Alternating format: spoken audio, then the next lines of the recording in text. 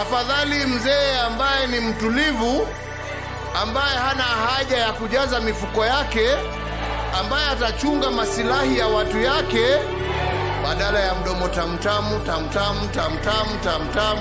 Lakini akiingia ni wale wa kufanya moja yako, nusu ya mwananchi, mbili yako na tano yangu. Na mnawajua nyinyi mna.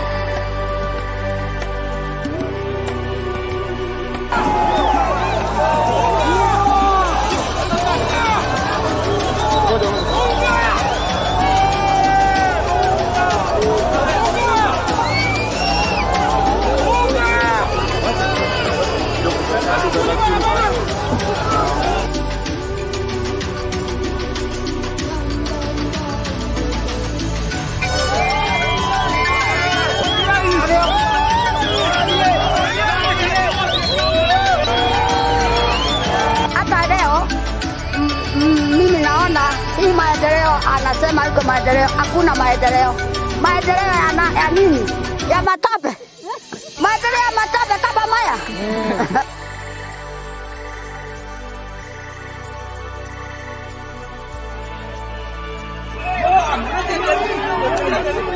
Kwenda kabisa, kwani lazima. Enda, tara twende.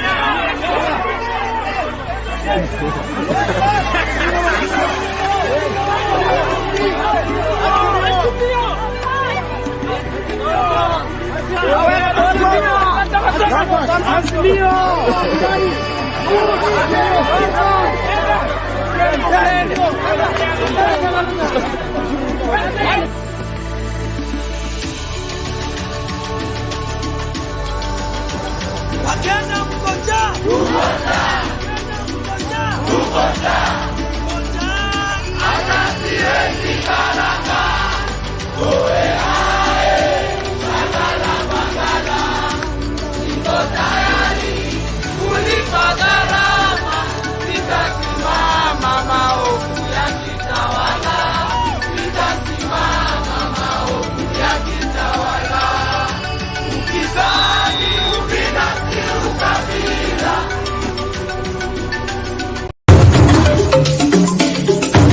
Sisi vile sio wote ambao wanataka ugomvi kwa sababu ya ugomvi. Niwaambia nyinyi ni wajinga mkimpata Ruto. Mkadhani tunawadanganya. Jeti ya Ruto. Hii maisha ya Ruto ni stress na ni stress. Mungu wewe umetukosea. Tunaingia vijijini, mijini na hata jijini kukuletea taarifa mchana kutwa. Usiku tunaketi kitako, tunadadavua tukichanganua taarifa na makala muhimu yanayokuhusu wewe na familia yako. Ungana na Bernard Ngozi kwenye Open Forum Political Show kuanzia saa 4 usiku hadi dakika zake kila siku ya wiki kwenye Sound Candy Talk. Tukutane Sound Candy Talk.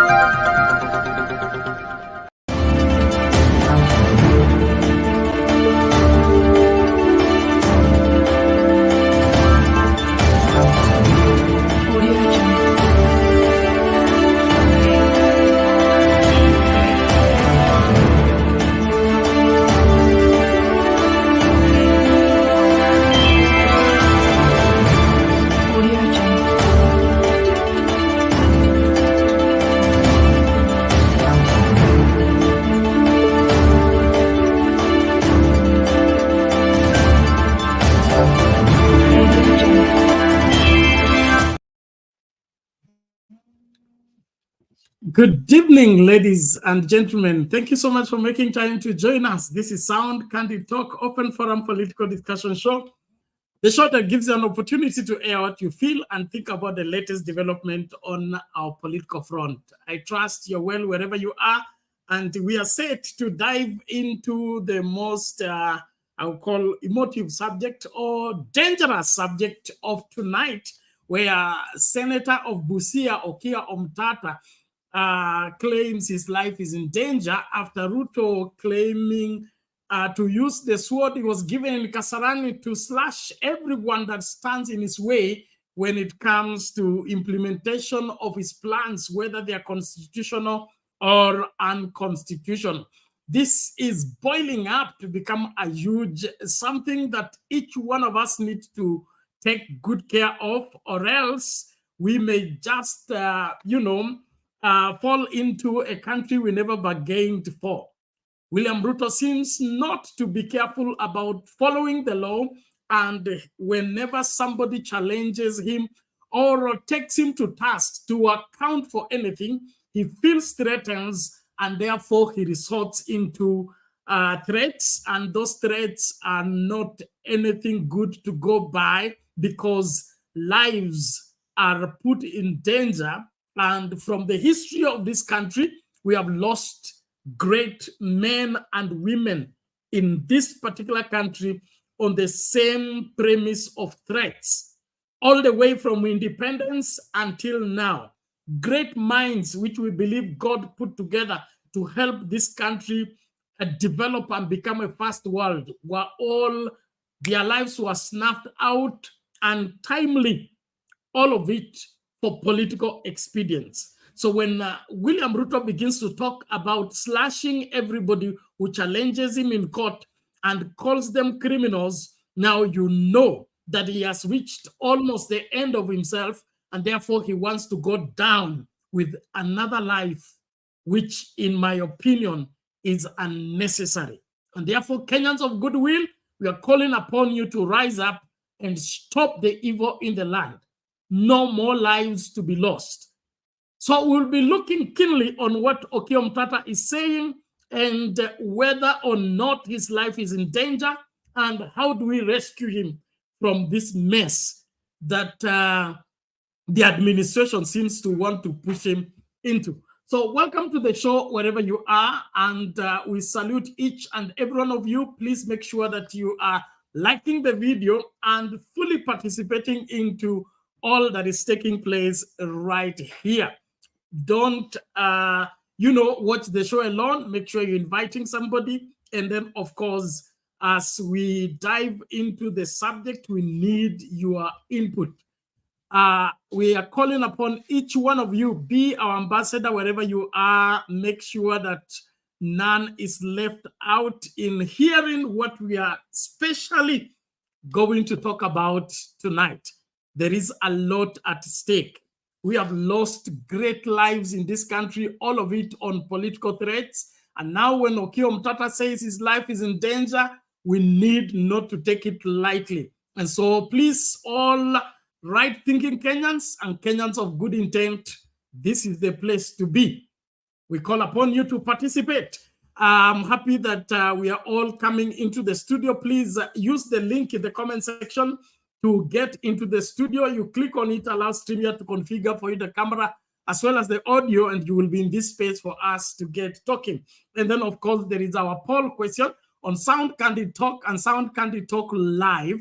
And the poll question is straightforward. We are asking, does William Ruto's actions reveal he is against following the rule of law? Does William Ruto's actions reveal that he is against following the rule of law?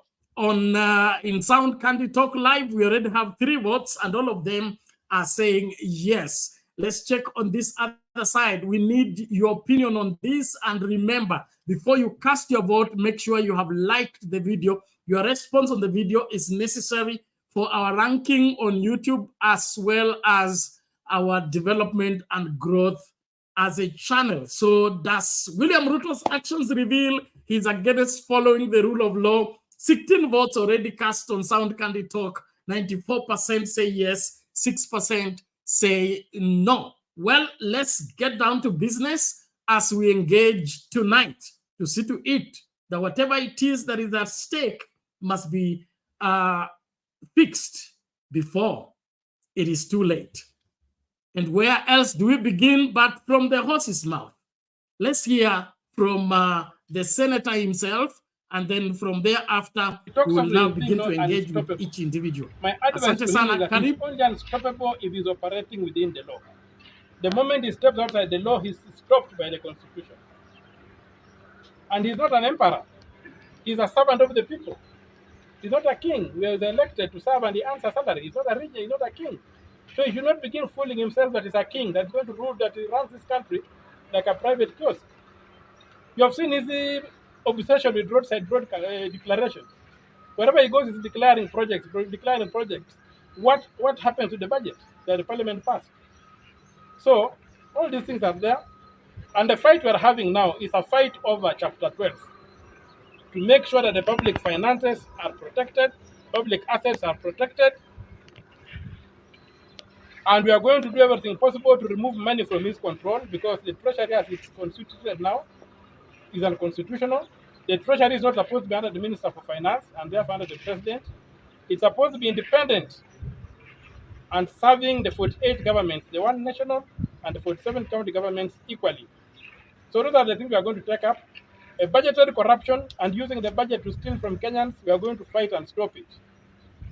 Money that has been stolen in the past through the budget, we are following it, and we are going to follow those people.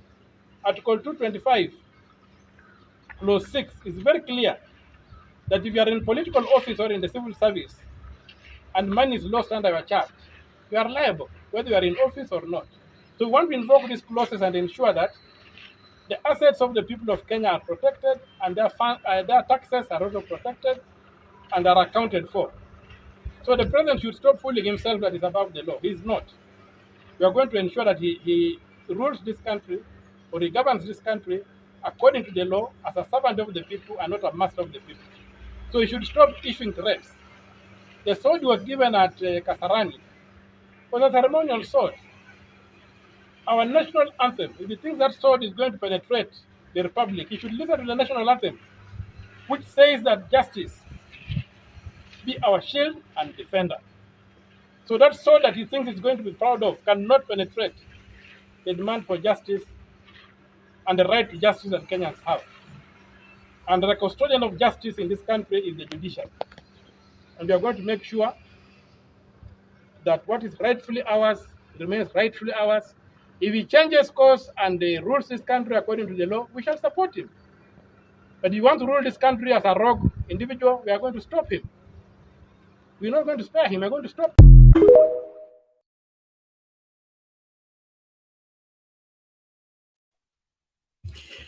Ladies and gentlemen, you get it now from the horse's mouth. That is Okiya Omutata, the Senator of Busia, responding to William Ruto's threat. He's saying that when he was sworn in, he was given the sword, and now he's ready to slash anybody who stands in his way, especially in challenging him through the court. And he's calling everybody taking any matter to court mkora ama muhalifu.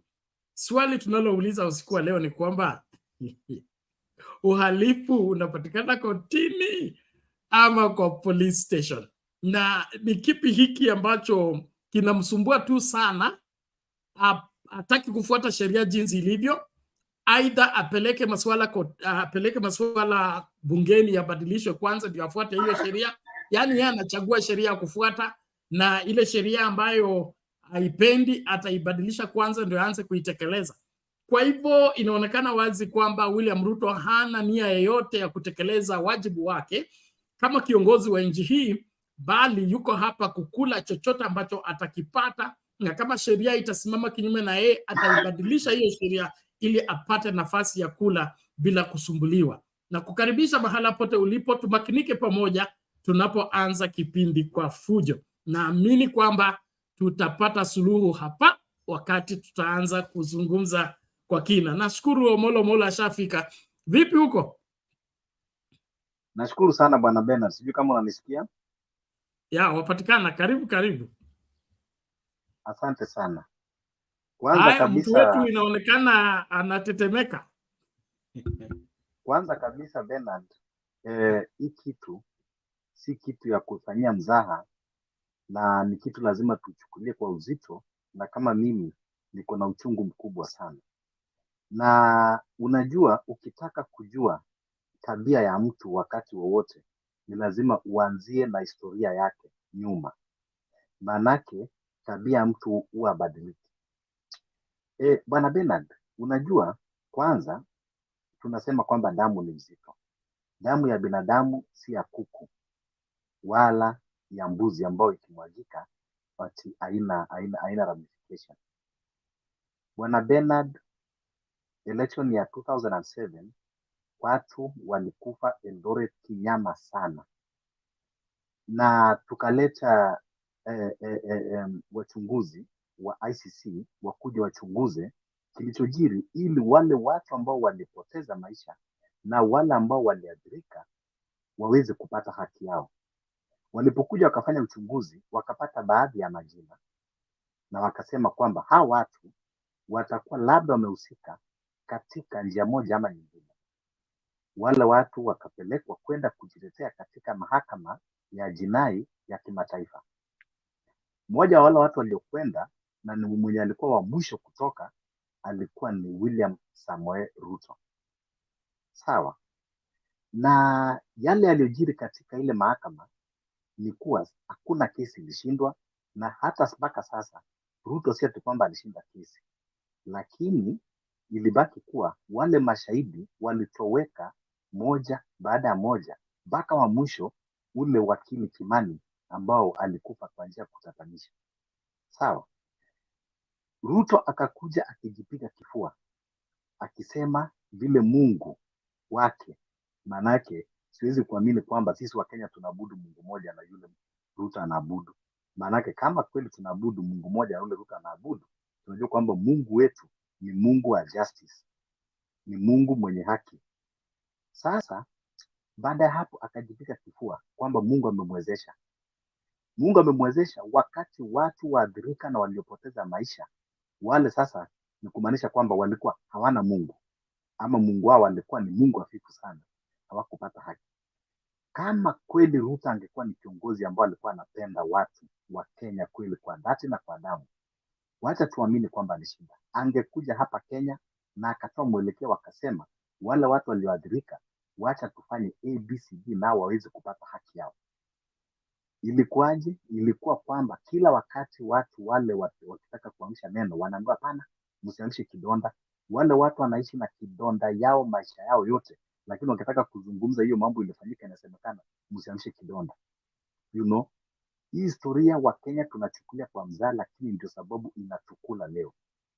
Sasa kwa nini naleta hii maneno yote? Naleta hii maneno yote kuwa Ruto si mtu wa kuchukulia mzaha wakati akitishia mtu. Marehemu Jacob Juma alikuja akaambia Wakenya, jamani, maisha yangu iko hatari sababu nimegombana na Ruto. Tukachukulia kwa mzaha, hivyo ndio tulimpoteza mtu mashuhuri Jacob Juma, na watu wakanyamaza na ikapotea hivyo. Kwa hivyo Ruto akitishia mtu si kitu ya kufanyia mzaha hata kidogo. Kwa hivyo Okiya Omutata anaposema hivyo, kwanza nataka nikukosoe Bwana Bernard. I want you to put it in black and white. Usiseme kwamba Omutata is a legend. He's not a legend. He's laying the facts, sababu wa Kenya wote tulisikia. Sio tu kwamba ni maneno alisema kisiri ama Okiya Omutata anasema alisikia. Kwa hivyo he is not a legend.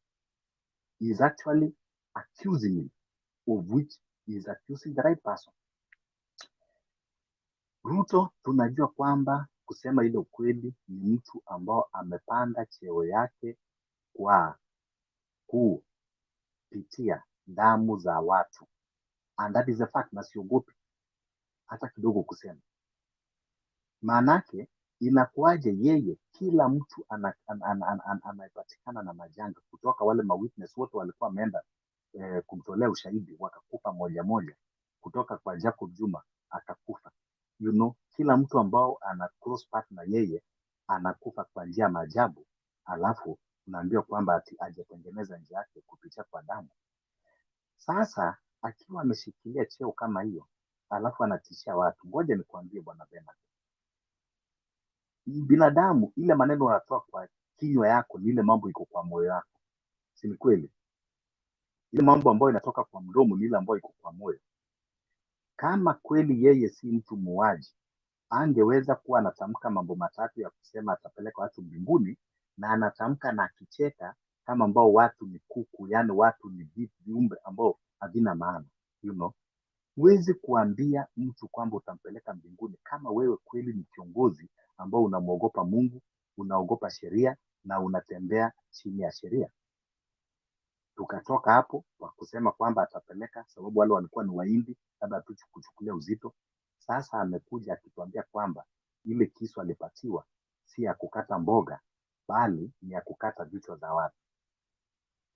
Wakati Azimio wakifanya maandamano, he was on the record akiambia polisi kwamba ile bunduki amepatiwa si bakora, ni ya kuua binadamu. Huyo ni kiongozi ambao tunasema tunatarajia. Nimerudia juzi nikasema nikiwa katika hii platform kwamba hatuwezi kushangaa hata kidogo, na hatuwezi kutarajia Ruto aheshimu katiba ile ambao walipinga. Na hiyo ndio kitu ambao Wakenya walifanya makosa kubwa sana. Mnachagua mtu ambao yeye mwenyewe aamini hiyo katiba. Ile kitu tungefanya, Ruto alikuwa kae kando, angojee mpaka ile katiba yake alikuwa anataka. Ile siku tutapitisha hiyo katiba yake, ndio sasa labda akuwe rais. Lakini ataongaje kwa katiba yenye yeye mwenyewe ana imani nayo? Sasa kitu ya kwanza, ukiangalia katika historia yote ya madikteta, kutoka kwa Nazi, kutoka kwa kina Joseph Stalin, wale madikteta wote ambao wako katika historia, kwanza hawataki kusikiliza kitu inaitwa mahakama, sababu wao wanataka kwamba wakuwe ndio demigod, yaani ndio Mungu wa taifa, kama vile ule wa North Korea anafanya. Ana tofauti na Ruto. Sababu wewe utawezaji, mahakama ambao tunalipia na ushuru yetu, tunapatia pesa nyingi sana mahakama ili kuweza kutuamulia yale mambo ambayo yamekwama. Alafu leo hii unakuja unatishia mtu ambao ameweka kesi kotini ati aondoe hiyo kesi, ama ufanye hivi ama ufanye vile. Sasa kama wewe una haja na mahakama, fanya hivi ili tusipoteze pesa zetu. Tuambie kwamba wewe unataka kuongoza kiimla, mahakama wote waende nyumbani, mahakama tufunge, bunge wakwende nyumbani. Sasa wewe baki State House, sisi tuingie msituni, ule mwenye atachengwa achengwe. Kama hivyo ndio unataka nchi kae hivi anavyokwenda, na ninaamini kwamba Kenya haiko mbali. Kenya haiko mbali kuingia katika crisis, either ikuwe kama Sudan, sababu vile inavyokwenda na vile huyu jamaa anavyofanya. Na nataka kusema kwamba sisi ni Waafrika na ni Waafrika halisi, na katika Afrika hata bila kuleta katika dini ya kisasa ambayo ni Ukristo na Uislamu, mtu wote ulikuwa ukiua mtu, damu ya huyo mtu ilikuwa lazima itakuandama mpaka ikufichue. Sasa basi ukiangalia vile huyu jamaa anafanya, unakuta kwamba yeye si akili yake, kuna kitu ambayo inamwandama, kuna laana ambao haiwezi kumpatia nafasi katika hiyo kitu. And you know the worst problem is he does not take advice from anybody. He does not take advice from anybody. Lakini pia siwezi kwamba kusema he does not take advice. Also there is nobody that can advise him. Sababu tuko na attorney general ambao ni bubu. You know, tuko na attorney general pia ambao ni bubu. Hata fadhali ule mwenye tulikuwa naye ule mzee. Unaona? Tuko na speaker ambao ni choir master wa parliament. Majority leader anafikiria kupiga makofi na kuongea na sauti ya juu na kwenda kufuatafuata rais na kila mahali akienda. Hiyo ndio kazi ya kuwa majority leader katika parliament. So tuko na parliament ambao iko na majority ambao hawaelewi kazi yao, wanafikiria kazi yao ni kupigia makofi rais. Tukienda hivyo, alafu unapata mtu mwingine anaweza kukwambia ati Ruto anapeleka nchi vizuri. Hakuna vile nchi itapelekwa vizuri kama taasisi zile, institutions zile ziko hazikuwa independent na hazijui kazi zao wengine. You know, bado narudia kusema kwamba another mistake ile ambao naweza sema kwamba Uhuru alitufanyia tu, hiyo nasema ni kupatia nafasi Martha Koome as a chief justice, because David Maraga alikuwa anaongea na alikuwa anamkanya Uhuru, hata ile mambo ambayo Uhuru alikuwa anaongea, you know, Martha Koome unasikia kwamba watu client wako ameleta kesi kotini na mtu anamtishia atoe ama mfanye vile anafanya na unanyamaza as if kwamba hiyo ni kitu ambayo iko sawa. Itself that is a content of court. Unaona? Na ni mbaya kwamba inafanywa na the head of state, mtu ambao aliapishwa na hiyo constitution. You know, wewe leo unadharau mahakama. Kama sio mahakama, wakati uliapishwa, kama angekuwa chief justice kukua pale, ungeapishwa namna gani? You know, lakini leo hii sababu ya convenience uone kwamba unahitaji, lakini 227 kitu kija kufanyika uambie kwamba you don't qualify ABC ama kuna mahali umefail integrity, unataka kusukuma mahakama. Wakati ulikuwa unakimbia ukikataa BBI, ulikuwa unafurahi sana ukienda mahakama. Mahakama ilipo wakati uliiba kura, ulipokimbilia mahakama, mahakama ilipokupatia ushindi, ulifurahi sana na ukapiga magoti na kutoa machozi ya mamba, you know. Lakini leo hii umejisahau. You know, ni kama nyani akiwa juu ya mti akinyeshewa na mvua anasema kesho nitajenga nyumba, lakini kesho ikifika anasahau. Wakenya lazima tuunge mkono Okiya Omutata, maanake Okiya Omutata ni leo. Walianza na watu waandamanaji wa Azimio wakapigwa risasi kama kuku, Wakenya wengine wakasherekea. Sasa saizi wamefika kwa wale watetezi. Sasa baada ya watetezi itakuwa ni nani mwingine? We have to shine our eyes, Kenyans. We have to wake up na tuache mambo ya kukua hypocrite, tukiangalia kwamba mambo inaenda mrama. You know, Kenya iko na shida in every corner, na shida ni mtu mmoja. Shida ni mtu mmoja peke yake. You know, shida ni mtu mmoja.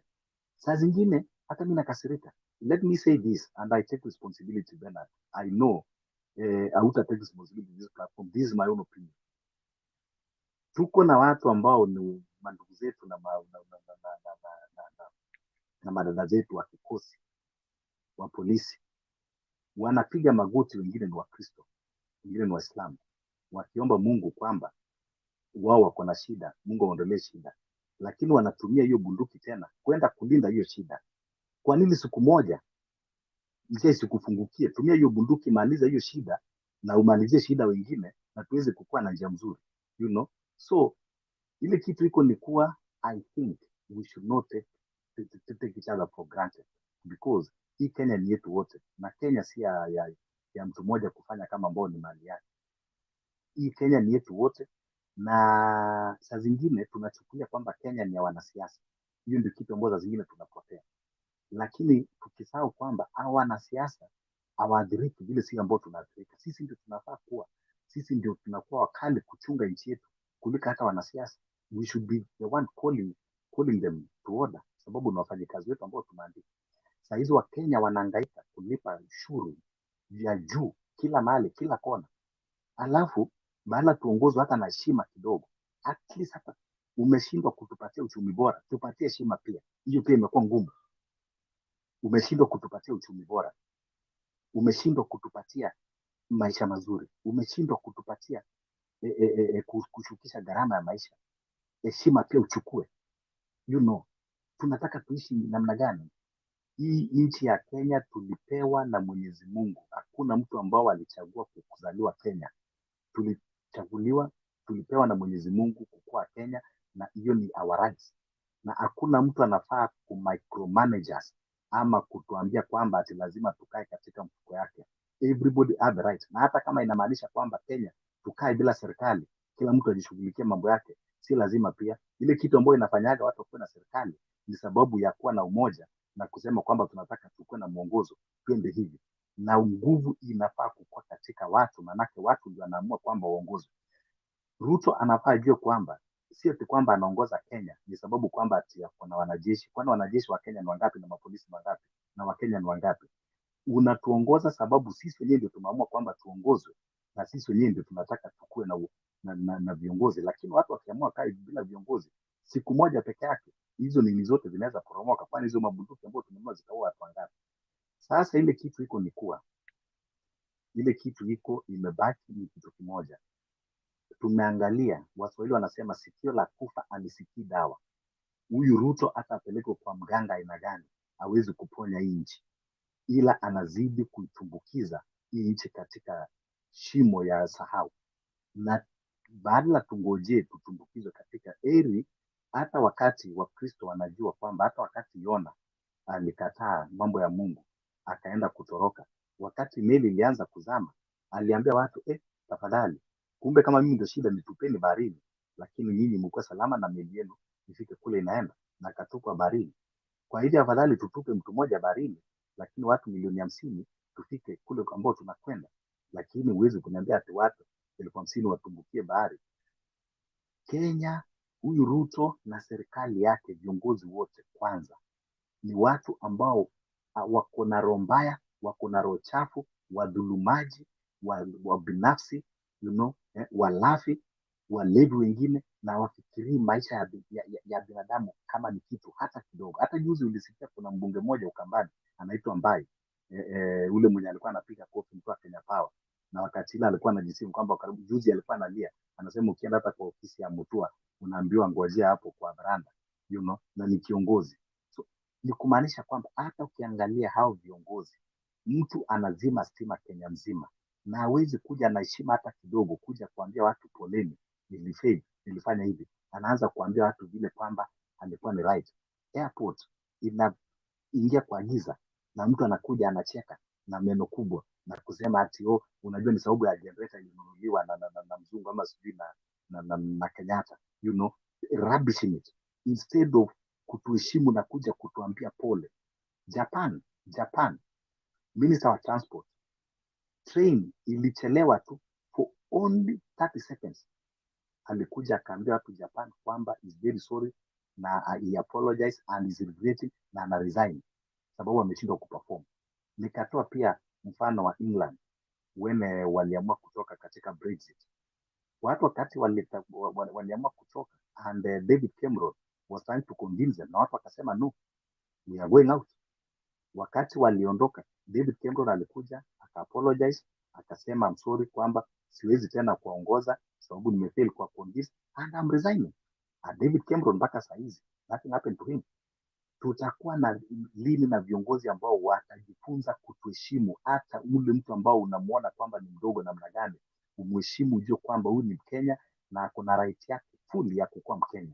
Lakini hii mambo ya kudharauliwa siku hizi, hakuna kitu ambao unaweza kupeleka mapendekezo yako katika taasisi yote ya serikali na ukasikizwa. I don't know huwa anasikiza nani. Hata wale watu ambao wako diaspora waulize, hizi tulikuja tukaambiwa sijui kuna nini ya diaspora, Department of Diaspora. Bwana Molo, simalize story yote wewe. Tamatisha ili tuzunguke na watch pole, unajua kidogo nimeshikwa na mchepuko nikisikia kwamba tunazidi kudharauliwa na kutishiwa na mtu mmoja. Inadhuru mtu umeiba, alafu tena unakuja unatisha kutua. So ile kitu nataka kuambia ni kwamba Wakenya wote lazima wajue kwamba hii nchi kama itaendelea hivi tunaenda kupoteza nchi, na tukienda kupoteza nchi tumepoteza future ya watoto na watoto wetu. Na kitambo tuseme kwamba tunairekebisha, hata sisi wenyewe hatutakuwa tukiona kwamba ilikuwa sawa. Tuko na chance ya kurekebisha sasa, na njia ya kurekebisha ni watu wajue kwamba lazima tujitokeze wote na tuseme kwamba enough is enough. Wacha tulete sanity katika nchi yetu, wacha tukuwe na uongozi ambao wanajua kuheshimu wa Kenya, wanaacha kutishia watu, wanaacha kuua watu, wanajua dhamana ya Mkenya. Asante. Okay, asante sana Omolo kwa utangulizi huo. Tunashukuru kwa mchango wako, maoni yako, na Wakenya naamini kwamba mnajifunza mawili matatu tunapoendelea na mjadala wa usiku wa leo. Na kukaribisha mahala pote ulipo, tafadhali karibisha mtu. 98 people are viewing. We need that number to go back the way it's supposed to be. So please be on the forefront of inviting somebody and then participate into our poll. The poll question is on both our channels, Sound Candid Talk and Sound Candid Talk Live. And we are also encouraging you to be a subscriber. If you have not yet subscribed to both channels, it's important that you subscribe to Sound Candid Talk and Sound Candid Talk Live. We have been explaining the reason why. Please just do so. It is important. When there is a rainy day, you will know how important it is to be on both channels. I want to salute everybody for being part and parcel of this great conversation. Thank you so much for joining. And please, let's keep inviting somebody. Like the video, participate fully. The matter that we are discussing tonight, and Omolo has brought in the angle of us not taking this lightly. I really want us to give it the seriousness it deserves.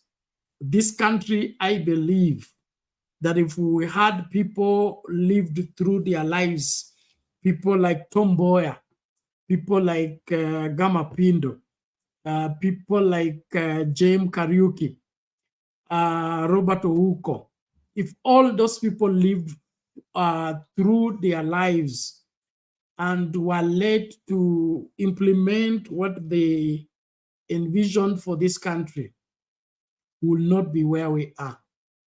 We are where we are because of exterminating people's lives for political reasons. And so this matter of Okiya Omutata should not be taken lightly, number one. And then number two, Kenyans, what else are you waiting for in order for you to realize that this watchman you have hired is no longer guarding the gate? He's opening it wide for everybody to get in. How much more evidence are you gathering for you to come to the right conclusion that there is nothing Kenya Kwanza has that can help this country move forward? You saw how the man fried himself by the media that he called by himself to State House. He either refuses to answer the question or dodges the question, then spins the truth so that the lie looks like true, and vice versa. Well, as we engage, I want you to be on the forefront. I'm happy that Francis is here. Francis, confirm if your microphone is working. Yes, it's working. Good, good, it is working. So hold on there. After the Omutata video, you come in and tell us what's going on. Officers in Kisii on Tuesday allegedly turned away Busia Senator Okiya Omutata from filing a report against President William Ruto's sword remarks. Omutata was allegedly sent away from Nkwa police after he was referred there by officers from Mosako police station in Kaitatuchik South. Officer in charge of Nkwa declined to speak to the media during the incident. He walked out of the police station as journalists pressed him to comment on the matter. Omutata said Ruto targeted him and others in a bid to thwart his policies during a church function at Cardinal High School, Mosako, where he conducted a fundraiser. During the fundraiser, the president vowed to deal with cartels sabotaging his legacy projects. Commenting on the remarks, Omutata said by taking the housing levy case to court, he felt the threat was directed at him. He claimed he could not understand why the OCPD at the station refused to record the station. The senator alluded that the president described those opposing his leadership style as wakora during the Saturday event. He said he had a reason to believe his life was now in danger following the remarks by the president. The senator said he was mulling reporting the same to the inspector of police himself.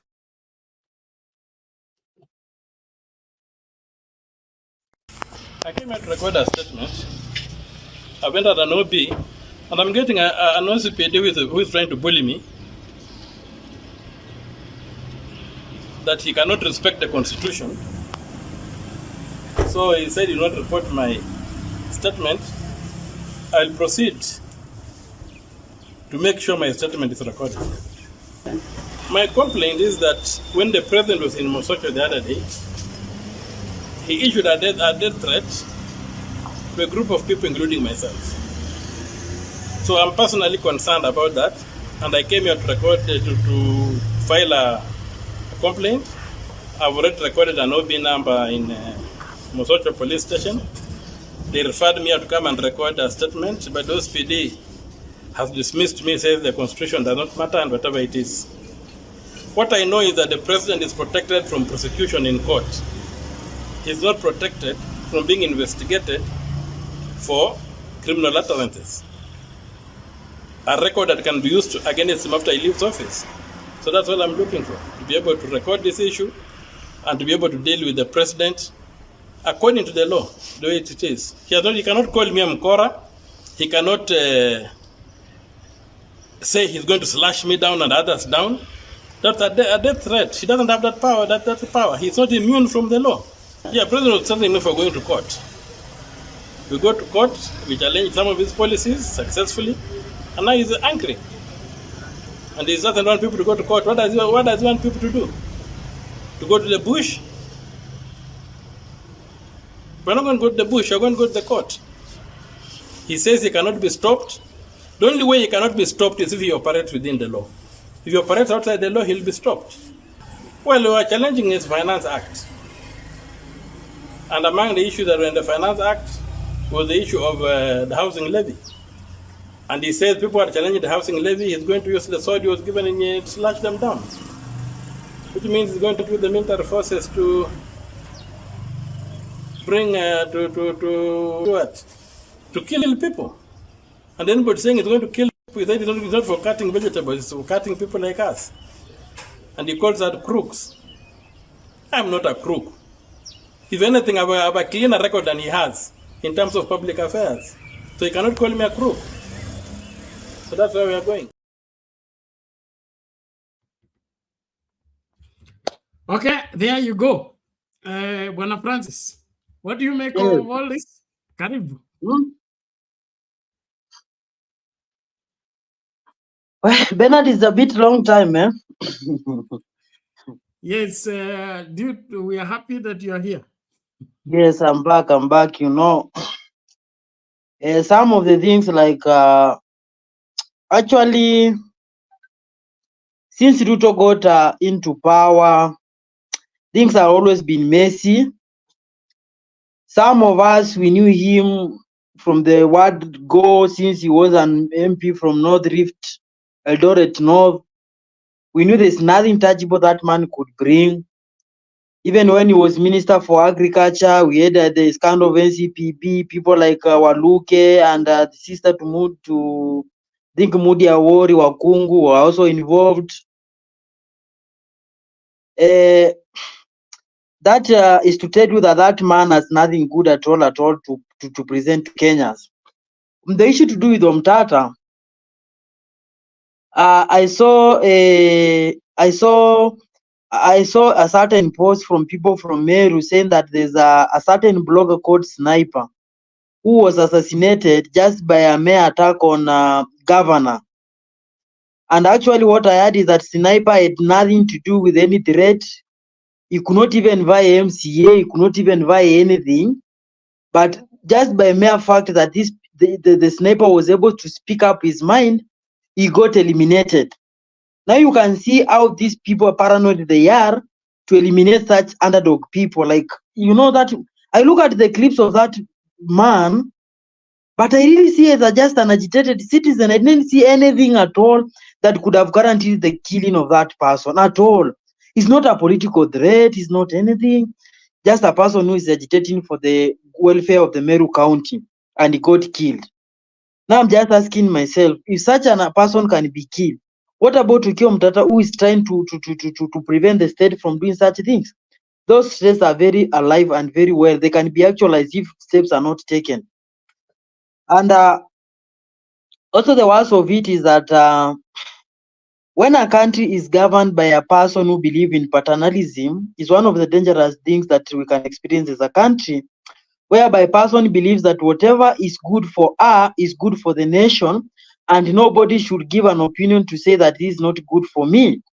And that is exactly what William Ruto is trying to do. On the issue that he was raised by Omutata, things to do with the housing levy. Why would you charge somebody who has already a project at home, who has a house at home, to build a house? For what purpose? And things to do with houses, these are personal issues that we make decisions about ourselves. As I'm growing up, I know where I want to settle, I know where I want to live, I know where I want to set up my home and everything else.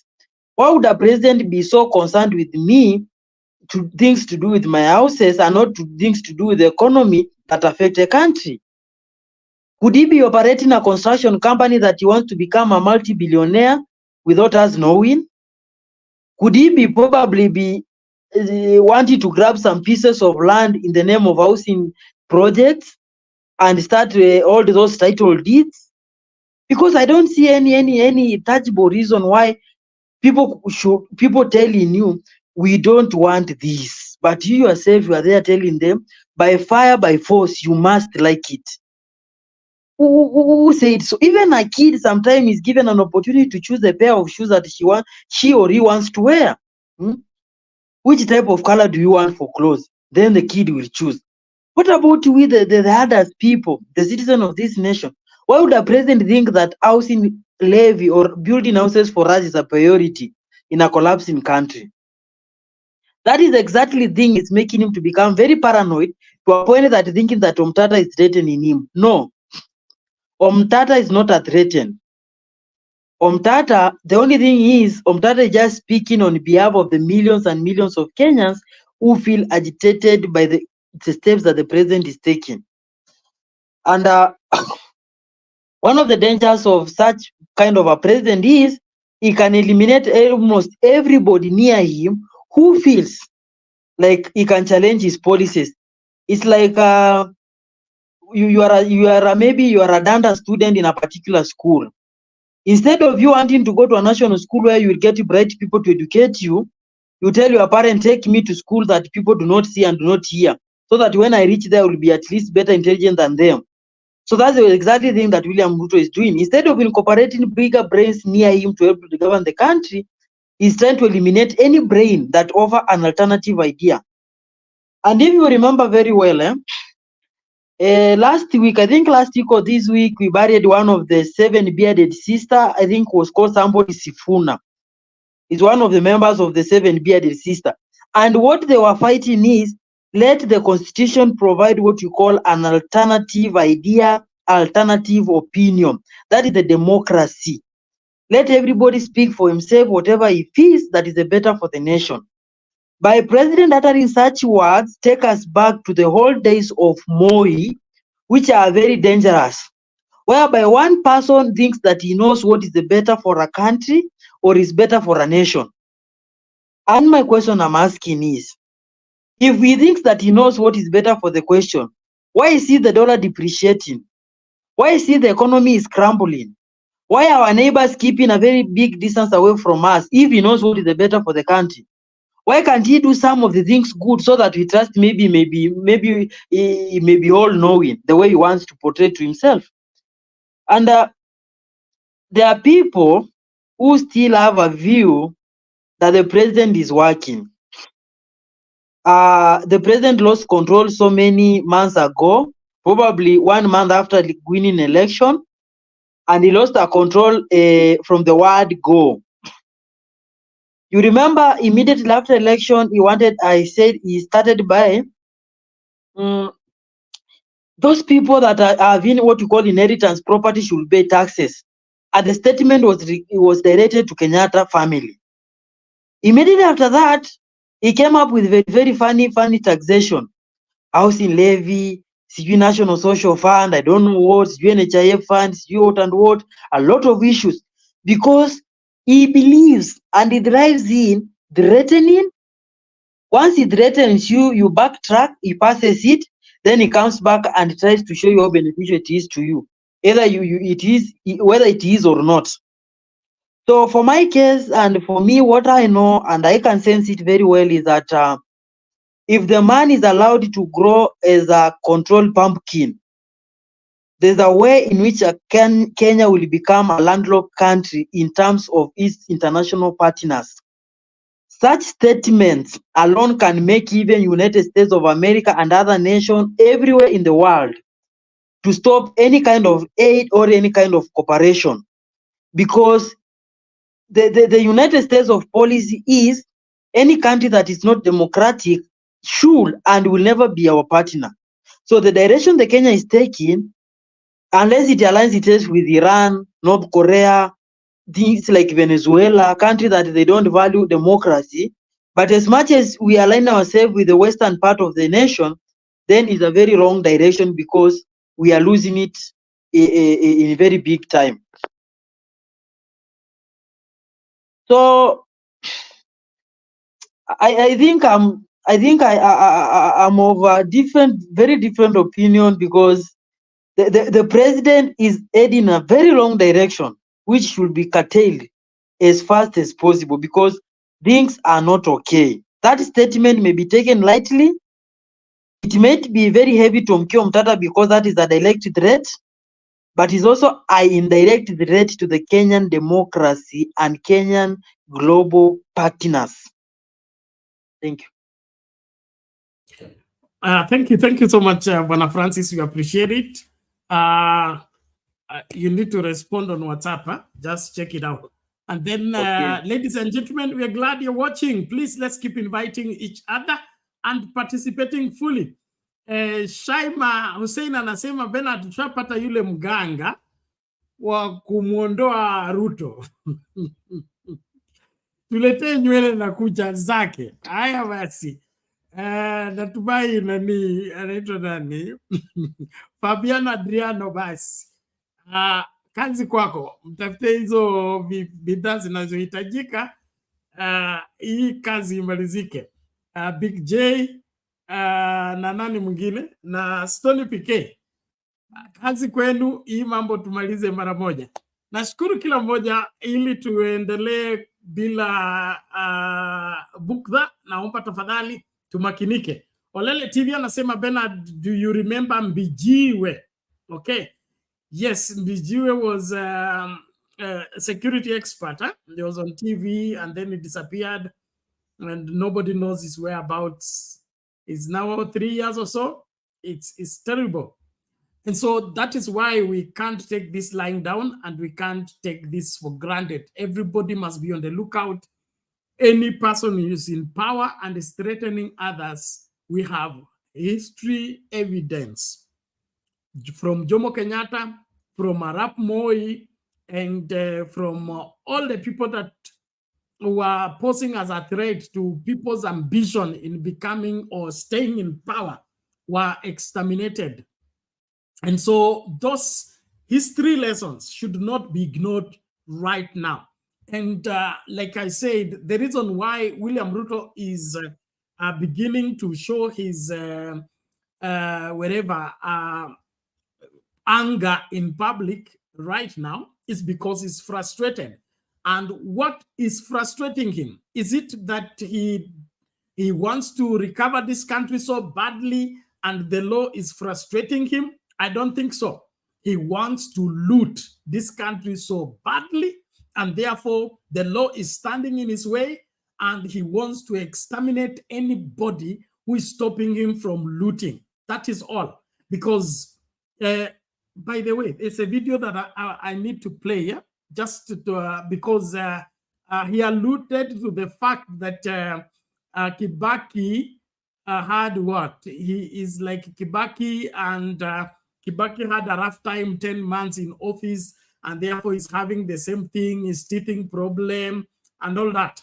I want to, somebody made out this video on the comparing the mind of Kibaki and the mind of Ruto, and how Ruto is reasoning about the economy. I just want to play that first before we now go deeper into the aspect of these assassinations and how we can stop them if we rally ourselves together as the Kenyan people and say enough is enough. We will not lose our sons and daughters to leaders who are misleaders. Let's listen out to this. Please, let's follow keenly and participate. And as I look around the whole world where Kenyans have migrated to, we have enormous supply of qualified manpower and women power all over the world.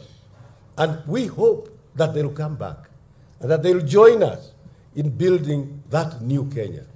So as we think of that new Kenya, please let us make a decision today that history shall be written by historians, and that we don't spend a lot of valuable time wasting time arguing about who did what or who should have done what and did not do.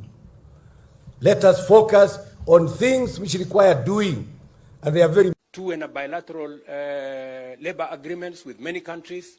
Germany wameniuliza wafanyikazi, Marekani wametuuliza wafanyikazi, Ugaibuni wametuuliza wafanyikazi, Canada wametuuliza wafanyikazi. Tuko na nafasi karibu 1,000,000 ya vijana wa Kenya wanaweza kufanya kazi, watuletee madola hapa Kenya. Kwa sasa tunapata dola bilioni 4 kila mwaka kwa wale wa Kenya wanafanya kazi nje. We need another 1 million Kenyans to work outside this country so that we can use our labor to grow our economy and to change the fortunes of our young people. That's number.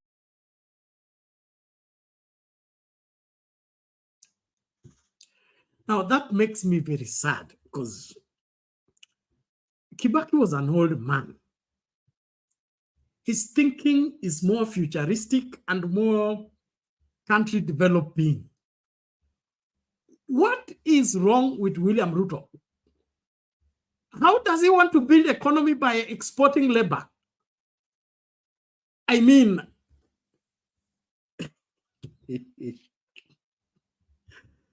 now, Kenyans, please, I beg you, let's have mercy on this country. If you don't want to have mercy on yourself, please have mercy on this country and get rid of wrong driver. We are not going anywhere like this. That somebody has been traveling around the world and all he's seeing is how to transport people. What happened to the coffee? What happened to tea? What happened to pyrethrum? What happened to our flower industry, export horticulture? I thought that's the market was looking for. So he was looking for human trafficking market. That's why he cannot stay in the country. Somebody said anabadilisha ndege akiwa hewani. Yeye ni akifika tu hivi anaruka kwa hiyo ingine, hii kirudi kwa kufanyiwa service. This has to be stopped. And therefore Kenyans, kama mkuwa na sababu yeyote ya kustopisha Ruto, tumieni hii. Yeye anataka kuuza watoto wetu. Anataka kuuza vizazi vijavyo kwa mataifa mengine ili yeye apate dola. Kwake ni kupata dola. And then he thinks by dollar coming, he's building the economy. You don't build economy by dollar coming. You build economy by generating dollars. Bernard, Yes. you know, you have made me to remember the France national team, whereby here is a European team, but when you look at it, it's pure black men. Actually, some of them look from South Sudan. Then you ask yourself, why is it that Africa have never qualified World Cup, but these people are going even to finals and they're Africans? That's because of this stupidity like this. And that is only football that you can see it worldwide.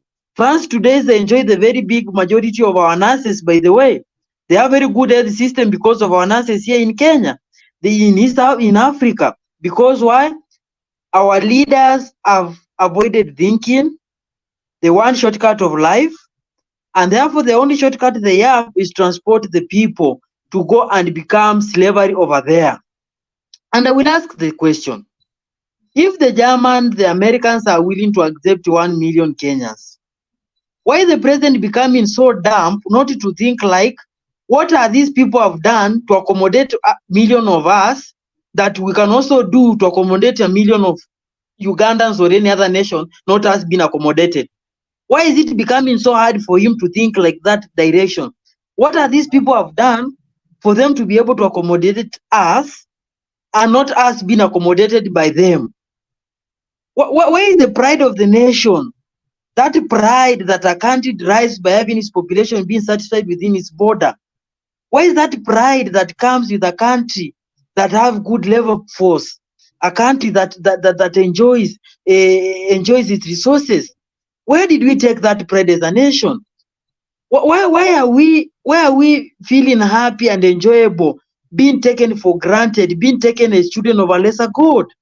Why do you derive happiness as a president to announce that you will be trafficking 1 million Kenyans to another country, and you yourself are the president that you are supposed to create the future of these people that you want to transport to another country? Where did the shame go? Hmm? I'm just imagining, Bernard, you are there seated down, and then you tell your wife, I've seen Francis amevuna nyanya. You can go there and bring that money. You know, the mental will be having a problem, because I'm expecting you to tell the wife, Francis amevuna nyanya. Hata mimi wacha nichukue dawa ya nyanya na mbegu nikaoteshe nione kama nitakaa kama yeye. That's what I will be expecting you to say. But don't sending your wife to go to another man's house to go and try to report you never wanted. And if you go there and turn to be second wife, what will you say? Will you still claim you have a wife?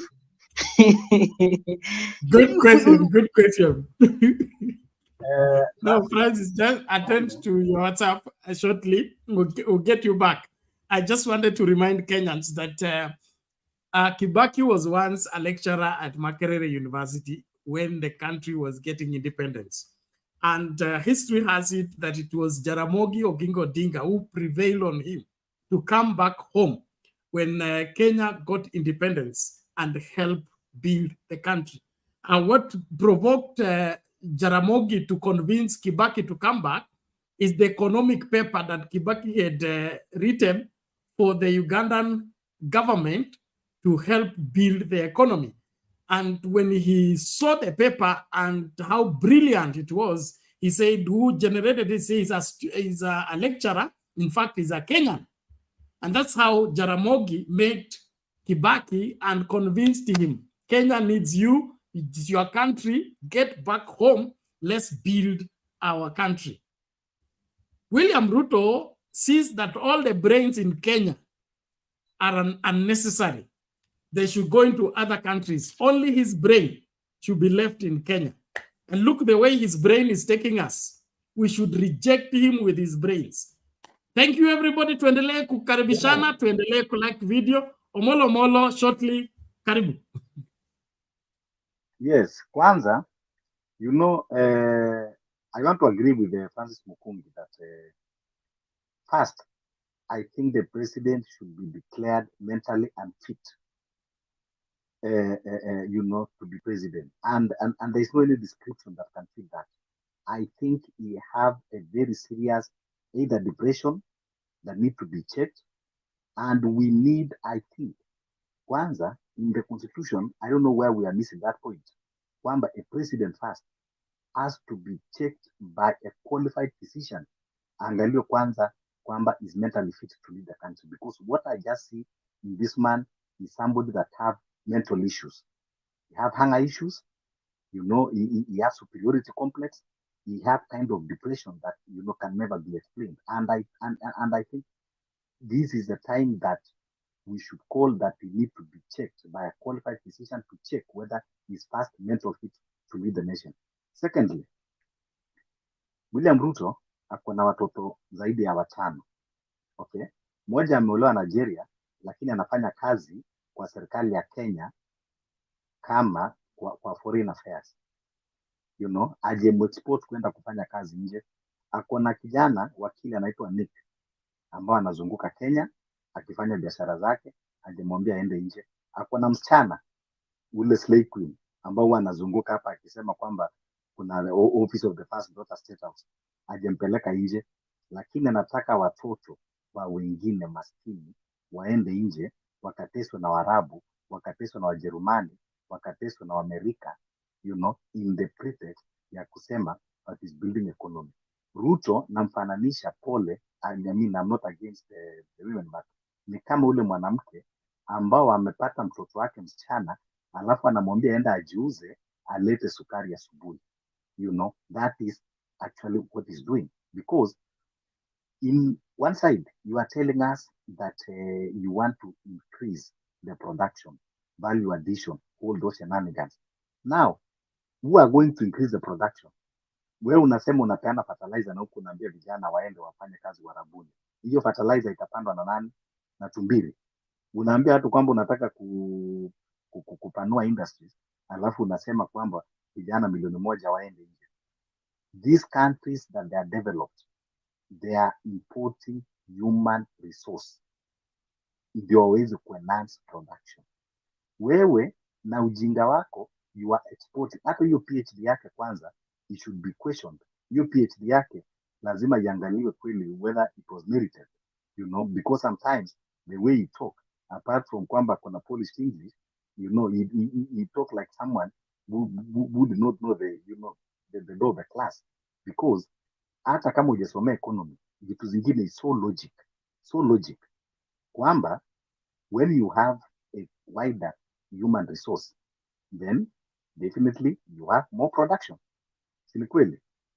Sasa wewe unataka kutuma maexpertise wetu, manases wetu, wewe unasema kwamba unataka kuimarisha health. Utaimarishaje health wakati manases unataka kupeleka UK, wakatibu watu huko UK, wakatibu watu kule? This is kind of exploitation, and this mentality moja alikuwa nayo. Tomorrow maybe then anafanya research. Kuna video moja ya Moi alikuwa ameenda somewhere, I think it was Lesotho ama wapi, and he was encouraging Kenyans that hata teachers wanaweza enda pale, you know. So this is two school of thoughts, different sasa na Kibaki ambao alikuwa anaambia watu Wakenya wale wako nje, my investors Kenyans wale ambao wanafanya business nje, my engineers wale wako nje, come home, kujeni tujenge sasa taifa. This one, I tell you, there is no another description ambayo tunaweza kumdescribe bila kusema kwamba he had mental problem. Okay, the other day akizungumza mahali Kisii akasema kwamba prices ya fuel imekuja na msinipigie makofi, I did not do anything.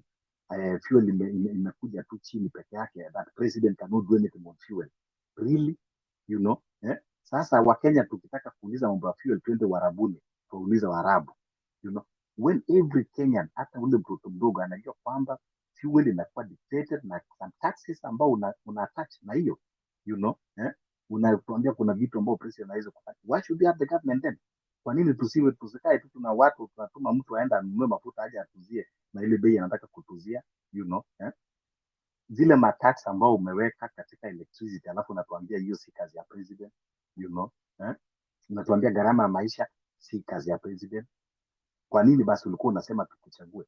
The other day aliulizwa wakati alikuwa anafanywa interview na media, ulisema wakati ile kwamba Uhuru Kenyatta alikuwa ajui kazi yake ndio sababu mafuta ilikuwa inapanda. Akasema you know, there are other circumstances like increase. Kwani wewe umekaa na Uhuru 10 years ulikuwa hujasoma kitu chochote kuhusu governance, you know, you must be very dull. And sometimes Wakenya lazima tukue keen na wale viongozi vitu ambao wanatamka. The man told us in Bomas of Kenya that he was a slow learner. I remember when Kalonzo was saying that amesoma hiyo BBI na akamaliza, and naye akakuja akasema he's a very slow learner, and we should have taken that seriously. And I agree with him, he's very slow. That is why he's even slow on things, you know. Now ukiangalia mambo yani kila kitu anafanya is getting it very wrong. Kila kitu anafanya okay. I want to kukuja tena hii mambo yake ya kupisha watu kotini. Ruto hajawahi kuamini mtu wote akienda kotini.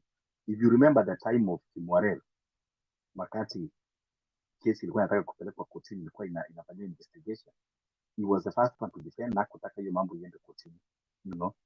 Wakati Maraga alioverturn ile uchaguzi ya Raila alishinda, he was the first one kuita kina Maraga wakora, you know. Okay, kitu yote ambao I'm favor always is the first one kwenda against it. Wale watu ambao wamekuwa corrupt, hata wengine ambao wamewaleta serikali akinaisha Jumwa, walikuwa na kesi kotini, yeye akakuja kuondolea. Hajawahi kuamini na the rule of law. Wale wengi ambao wamewekwa pale wote wamekuwa na makesi tofauti, unaona, including hata yeye zingine, hata huyo deputy wake, you know, vitu ambavyo ziko very clear. Kama kweli ulikuwa unajua kwamba uko msafi, kwa nini usingojee mpaka koti kudindicate? Mpaka koti ikudindicate. Now ile kitu ambao cha kusikitisha mno, cha kusikitisha sana, ni kuwa kuna mtu atalala usingizi na wote nafikirie kwamba Kenya will be brighter tomorrow, Ruto akiwa pale State House. I'm telling you, nahurumia Mkenya kama huyo sana, because tunaona tukitumbukia kwa shimo. Tukiangalia Ruto, ile kitu anafanya, kitu ya kwanza, ile mentality yake kwanza ni kufrustrate maisha wa Kenya, One, hiyo ni strategy yake.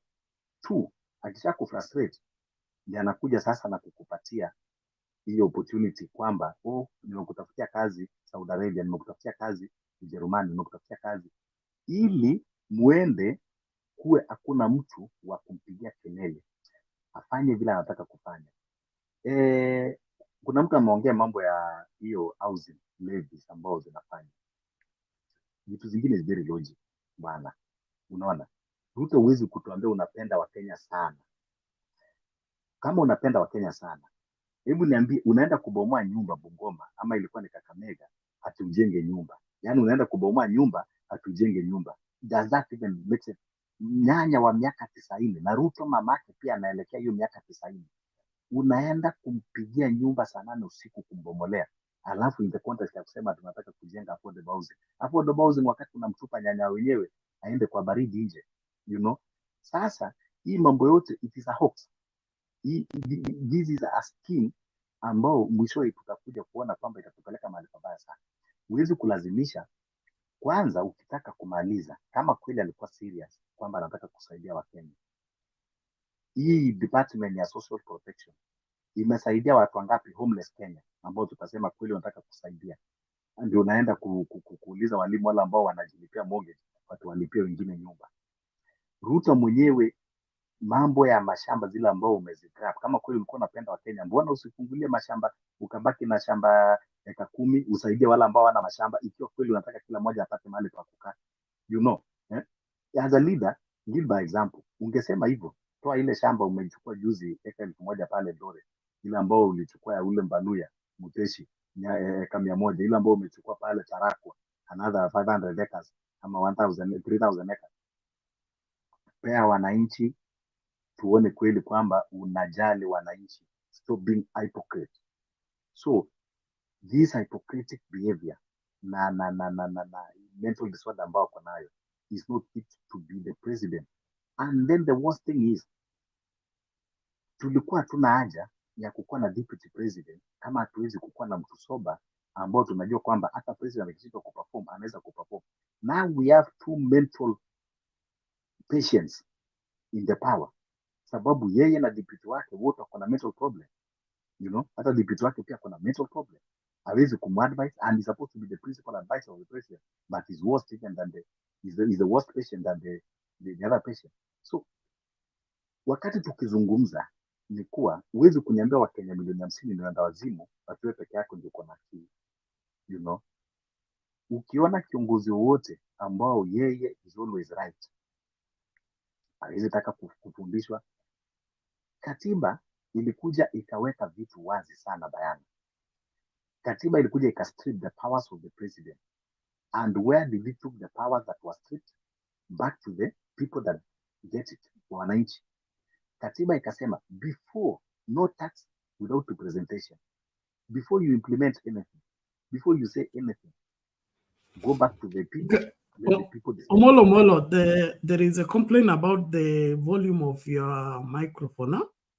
You either move closer to the microphone or increase the volume so that people can listen without having to strain to get what you're saying. Okay. And then please also mind time so that there are videos we need to be throwing in between as we converse. So don't shift from one topic to another without us guiding it. Asante lagi. Sawa. Sijui kama niko audible enough sasa. It's okay. Oh, you are using earphone? Yes. That has a way of controlling the outcome of your volume. You can be heard, but people have to pay attention in order to get what you're hearing. It's not flowing. I have tried to adjust it, and I hope they will get me now. Okay. Okay. Yeah. Now it's okay. So I'm not deviating from the topic because it is the same subject that we are talking about. Sababu akiongea mambo ya uwaji na kuexploit watu wetu kuwapeleka nje, you know, kudrive hii agenda yake. Wale watu ambao wanaona kwamba hawezi kwenda nje, you will be trying to kill them, you know.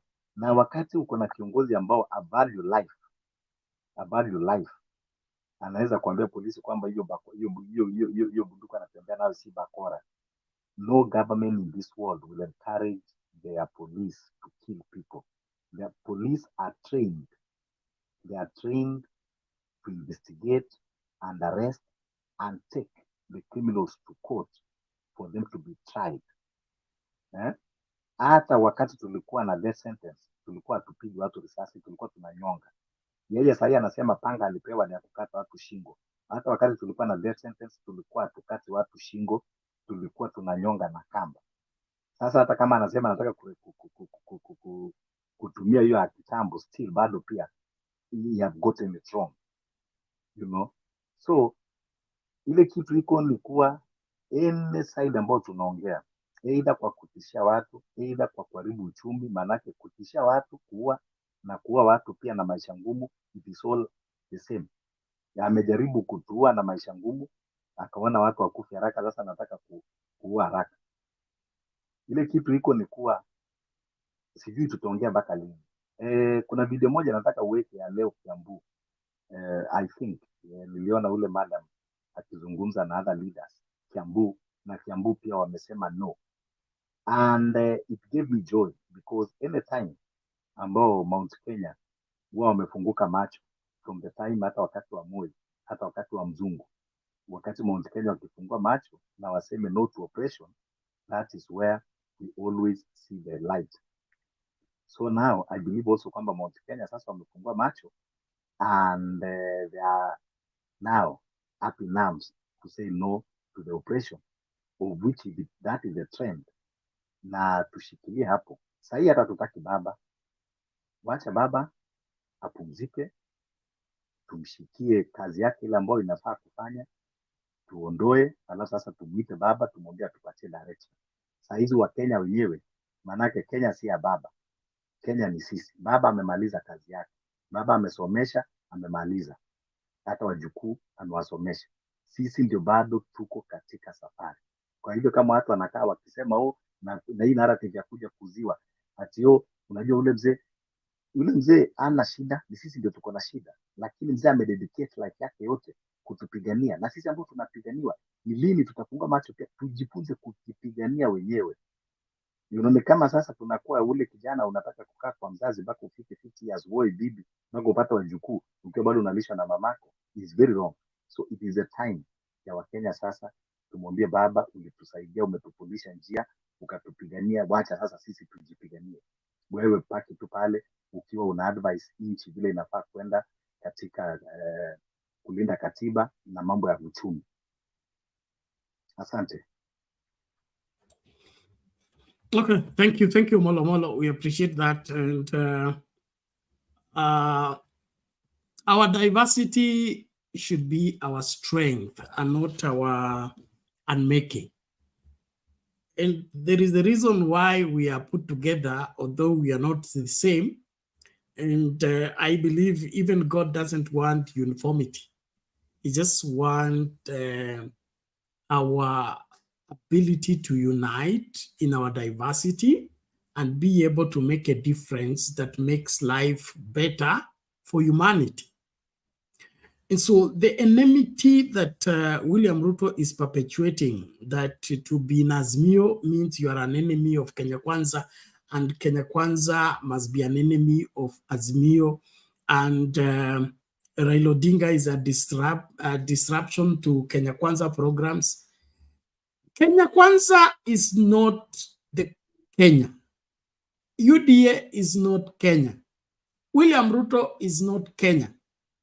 Kenya can exist all together without missing any of William Ruto, any of Kenya Kwanza, any of ODM, any of UDA, and any of these political parties. They came and found Kenya. They can go and leave Kenya. So we must separate those two.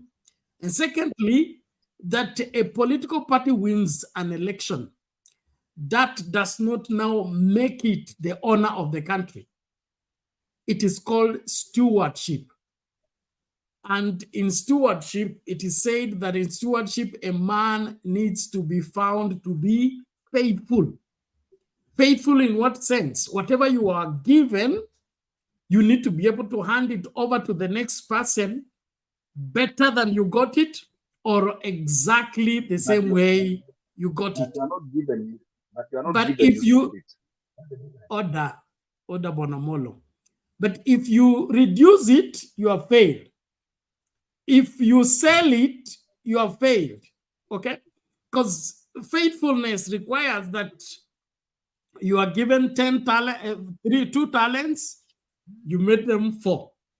You are given 5, you made them 10. So when William Ruto gets the parastatus, he says they are 35, okay? And now he wants to sell 11. What will he be handing over to the next president? Will he be handing over 35 or less than 11? And so what we have here, we're dealing with somebody who has no value for this country or the assets of this country. All he's keen to do is how much money can he collect per day. And that's why he's being reported. State House uses what? Is it what? How many millions per day? Over 7 million per day? And that's daily bread. Daily bread for State House is over 7 million per day. Now, this is unacceptable. Let me just bring in this so that we can balance even as we continue the conversation. Tafadhali kulike video ni lazima, participate kwa poll. Watch to find out how far we've gone with the poll question. On Sound Candy Talk Live, I can see how many. Let me just refresh. I can see like 12 votes already cast. And what is the verdict? One moment, I will soon be landing with that. And I encourage us, please, to be active. And if you have not subscribed, please subscribe. We need subscribers. I think we should do that challenge of 100 subscribers per day and forcefully make that happen. Does William Ruto's action reveal he is against following the rule of law? 12 votes cast on Sound Country Talk Live. 92% say yes, he is against following the rule of law, and 8% say no. On Sound Candy Talk, we have how many so far? Let me refresh to see the number of likes. Please, we need those likes. Don't deny the video, the likes. We need them. Please just follow due process, follow instruction. Usikue kama Ruto ila ataki kufuata sheria na bado anataka kulindwa na hiyo sheria. Anataka kuchagua sheria gani ni yake na sheria gani sio yake. Ukweli ni kwamba sheria lazima itumike kwa usawa kwa kila mtu ili hiyo nchi iwe na ile tunaita order. All right, does William Ruto's actions reveal he is against following the rule of law? 90% say yes of their 101 votes, and 10% say no. Where do you belong in all this? Let's please ensure that we participate fully, and the likes on the video, please let them also increase. Of the 101 votes, we only have 68 likes on the video. Why do we have 68 likes on the video when we have 101 votes? So please, let's balance so that everything is verifiable. Asante sana. Let's bring in these 2 videos quickly before we can now engage further and see to it that we move in the right direction. Let's just watch these. History has lessons to offer us. Let's make use of those lessons so that nothing goes wrong again under our watch. Some 3-4 weeks ago, Jacob called me and told me, I have been asked by Raila to discuss something with you because he thought you can handle it better. So can we meet? We met in some social place in Karen. I arrived 5 minutes late at the agreed time, and he was there waiting. We sat for more than 1.5 hours. He told me what he wanted me to do, that Raila had advised him. But he went on to tell me much more than that. His life, he said, was in serious danger. He was aware of a plot to eliminate him. He was aware and knew those who had hatched the plot. And he was aware and knew some of the hitmen who had been set out to eliminate him. Public domain. Because if you go to his tweets, you'll find it. If you go to his social wall, you'll find it. I encouraged him and told him, my brother, we live in a country that is so dangerous, a country where those who we pay to protect us are the hitmen. And be careful, believe in God.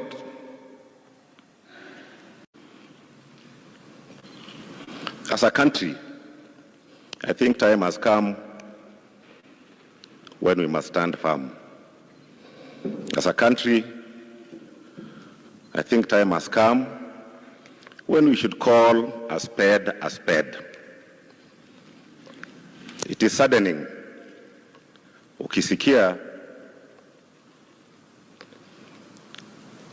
the IG, Inspector General, calling upon leaders to write a statement.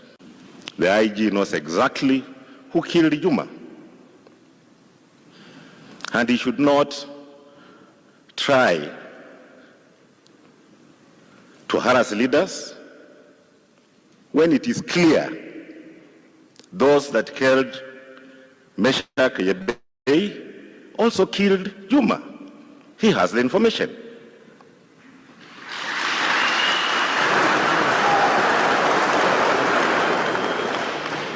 And if the IG is sincere, Jacob Juma slapped the deputy president some time back. That is where the investigations should start. Was licensed and all the time carried a firearm. Since you had AK-47, why shouldn't you have been decent enough to challenge him? After all, you are still going to wipe him, but you take him on like a man. You have killed him like chicken. And don't ask Wetangula to come and write a statement. Because Wetangula is only doing what we were taught in school, the reported speech.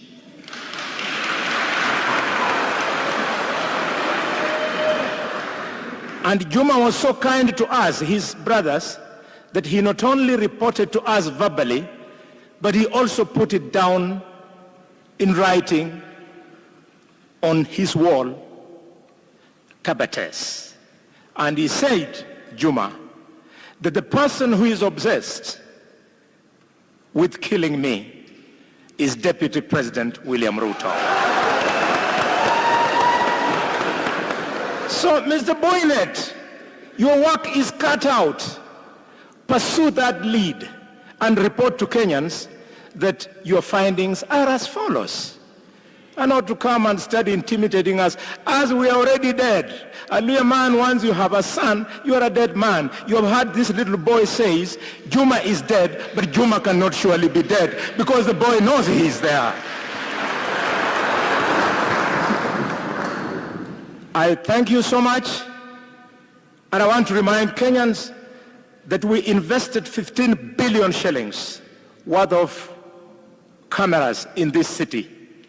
We want all the cameras in Nairobi to be opened so that we know which vehicle was trailing Juma and at what time, so that we can have something to take home.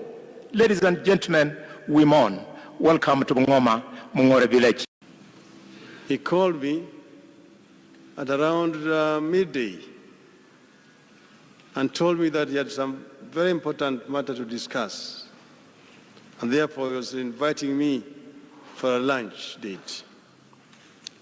Unfortunately, I was committed elsewhere, and I told him I could not meet him, but we would meet maybe in the evening, because I told him after lunch I was going to Parliament, and that would go until 5 o'clock. That was the last time that we spoke.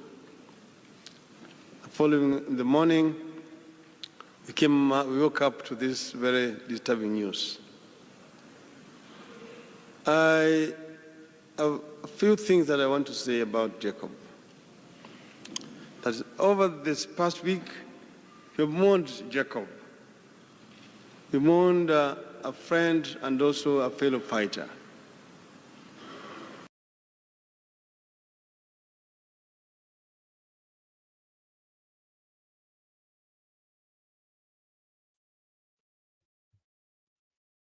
Ladies and gentlemen, that takes us on the history lane, memory lane, for us to remember that there are no empty threats.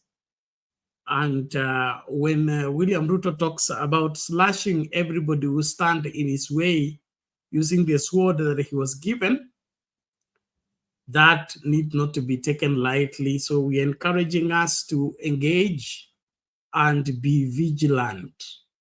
We must not allow another life again to be lost unnecessarily. Our commitment as Kenyans must be in upholding the rule of law in our country. However, that does not like the law, let him be taken out of the way by the same law, because we don't have any constitutional office that is not upheld by the law, including the presidency and any other seat that is either competitive or appointed. Every one of the public service seats are only as powerful and as living to the degree the law of Kenya stipulates.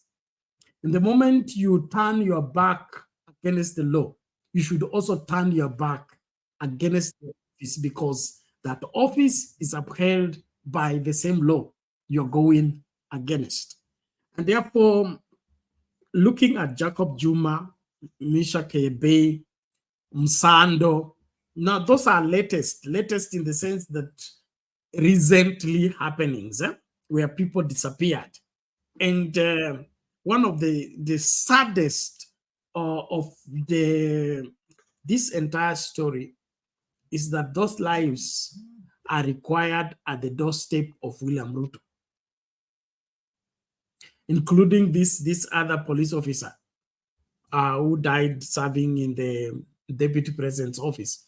And so we can't pretend anymore as a people. I call upon us to be on the forefront. Let's talk, let's engage, and let's do the necessary. Don't be coward off, don't surrender, don't retreat. We must win, and for us to win, we must fight. Francis, you can say one or two things before tumlete huyu Ndumani ameleta ujumbe kutoka Western Kenya. Yes, Bernard, yeah? Yes. One of the things is that William Ruto is an individual, as I stated earlier, is an individual who doesn't believe in any challenge in mind. And he believes that the only way he can be a brighter person is by killing anybody who has a more IQ than him. And that is actually what he's doing. And I remember very well when the man won the election, either through fraudulent means or whatever means he used, he started by position accounting a very dangerous route, whereby he said very clearly that I will not want any member of opposition in my government. And the question was, does the opposition member, do they pay taxes like any other ordinary Kenyans, or what exactly did he mean? And I came to understand one is that the opposition member, the member who can tell you the factual things our country is running or how progressive a country is. So by saying that he never wanted an opposition candidate or any opposition person around him, he said simply that I don't want any challenge in mind within my circle. And that one has not gone very well with the country, because as we are seeing, now, from the word go, the ministers, the advisors, everybody is singing the tune of William Ruto. But things are not seeming to work. And this is whereby he thinks that by using the sword or whatever means you want to use, you will achieve anything. There is absolutely nothing will achieve. Because today is there forcing people things to do the housing levy. He has increased school fees, whereby the parents depended on that salary to pay school fees. And now he has increased the school fees and he has slashed the salary. That means there is a negative kind of salary decrement. So that one, he will not be able to convince anybody otherwise. And for those of you people whom you can really recall back in history, 1965, people like Pio Gamapinto, they were just assassinated by having an alternative opinion. To do people like the former Minister of Foreign Affairs, who was killed in Gotalila. The other person is Tom Mboya. All these people were killed not because they did anything wrong with the government or they did anything wrong to deserve death, just because they were seemed to have the best alternative idea, whereby the people in power felt that these people, should they thrive, they could endanger us holding power. Today, we are a country that is 60 years old. We have nothing to celebrate because we destroyed the big minds of this country that could have taken us steps further, and only encourage very small minds that are there singing choir masters to our leaders. That is where we are today. We are a country that we have gotten independence. The first person who was born the time of independence, today you should be above 60 years old. But that person cannot access clean water, cannot access food, cannot access medical, cannot access free education, cannot access anything tangible provided by this government today, simply because we allowed small minds to rule this country in favor of big minds that were seems a threat. Now the question is, for how long will this trend continue, and for how long will we still agitating for a developed Kenya, whereas us, we are not ready for that developed Kenya? And I will repeat again here, it may be bitter, I may be labeled every kind of names, but this is a factual thing. There is one particular community that has been holding Kenya hostage for the 60 years old. When we say a particular person is dangerous, they are the first people to run and sing our Pangwingwi, this is our God-sent leader. Even when Moi, everybody knew Moi was fed. People like Kamodo were singing their tunes, people like Charles Njonjo and everybody else. From that, the same people are the people we make 10 steps forward, they take us 10 steps backward. Not unless they are allowed to change. Not unless they are allowed to take a new route. We might fight a very long battle, but at the end we'll be dragged up. We might be get dragged a lot. Because even today, as we Kenyans, we are saying we have enough of enough. Look, people like Imani Ichung'wah and Ndindi Nyoro, what are they doing? These are the people that they are using every scrupulous means to ensure William Ruto remain in power, regardless of whether he does good or bad. And their community are there backward, clapping hands. If there is no any other region where William Ruto speak lies, apart from that particular area. Why is it so? Does it mean that area lies is not known? Or do they turn a blind light to that thing? Not unless we call out the factual thing that they need to wake up and to realize that Kenya is bigger than them. That egocentric whereby you feel that you are the large community, you can take Kenya the way you want. That when people say we can go route A, you say let me go route B to show them that I have power. Unless we change that character, We can talk from today, tomorrow, 10 months, 1 year, 3 years, but we will not be able to change. Because I myself, Mukunja, will wake up in 2027. Maybe if that is possible, if the man will reach there, go and elect a person like Fred Matiang'i. Because I believe Fred Matiang'i is a work person who is very industrious. Immediately elect Matiang'i, somebody goes there and elect Gachagua. And because of large population, Gachagua wins. So why do you think that I will have to go and wake up and fight for democracy? If the majority of the people wake up and go and elect somebody who doesn't think, it is a must that part will have to change for us to have a better Kenya. People like today, Kina Kenneth Matiba and many others, if they wake up today, they can even go back to their graves because of shameful act. Leo hii, a president standing threatening people like during Moi's day, and the people are not even speaking anything, and they feel it's just comfortable thing. Na sasa tukiongea sisi tunaanza kuambiwa we have bitter because we lost the election, sijui we are what? And then I'm asking a very simple question. Because today maybe the one or another they are celebrating. What about the day the sword will turn against them? Will they be opening the same mouth? I remember there's a time of election. That time after election where we had the demonstration and the Luos were killed in very large numbers in Nyalenda. I remember several people that I cannot even mention their names here who will stand and say, let those dogs die. But when the torture concentration camps in Eldoret were set up, they cried in their largest voice, and the torture camp is still going on there. Why is it that they think that the death of a person from Nyanza is lesser than that death of a person from a particular area? We need to carry humanity with the dignity it deserves, to value leadership the way it deserves. Not unless we take that route, I don't think that we can do so much, because they are large population. They have a very big. They have a what you call a voting bloc that has power. That the people today, if they say we don't want William Ruto in power, he cannot even waste a second there, because no other people who support him. But they are keeping quiet. They are silent. They are just celebrating over there. They don't care. And then these people are very funny. Today they cannot sell anything in their business, they cannot do anything. Initially it was maandamano. Now that maandamano stopped, why are you not selling? If you could just ask yourself, now that maandamano is no longer existing, why are you not selling? Don't you see that the policies that the government is putting in place are the ones that are bringing problems to you?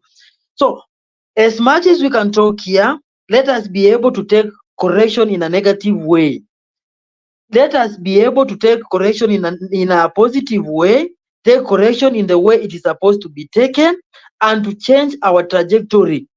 There is no way 10 people will be moving in wrong direction and one person is moving in the right direction and you expect that vehicle to move forward. It is not possible.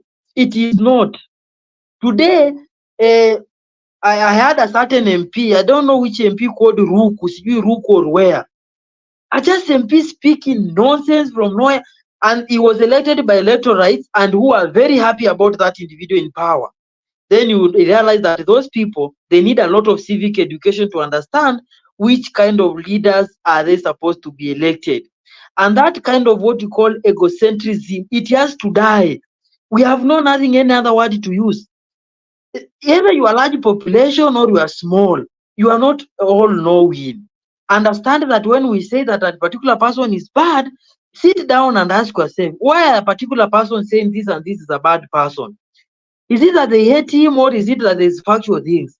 Don't just use the large block that you have in terms of voters to suppress us that we need to move forward.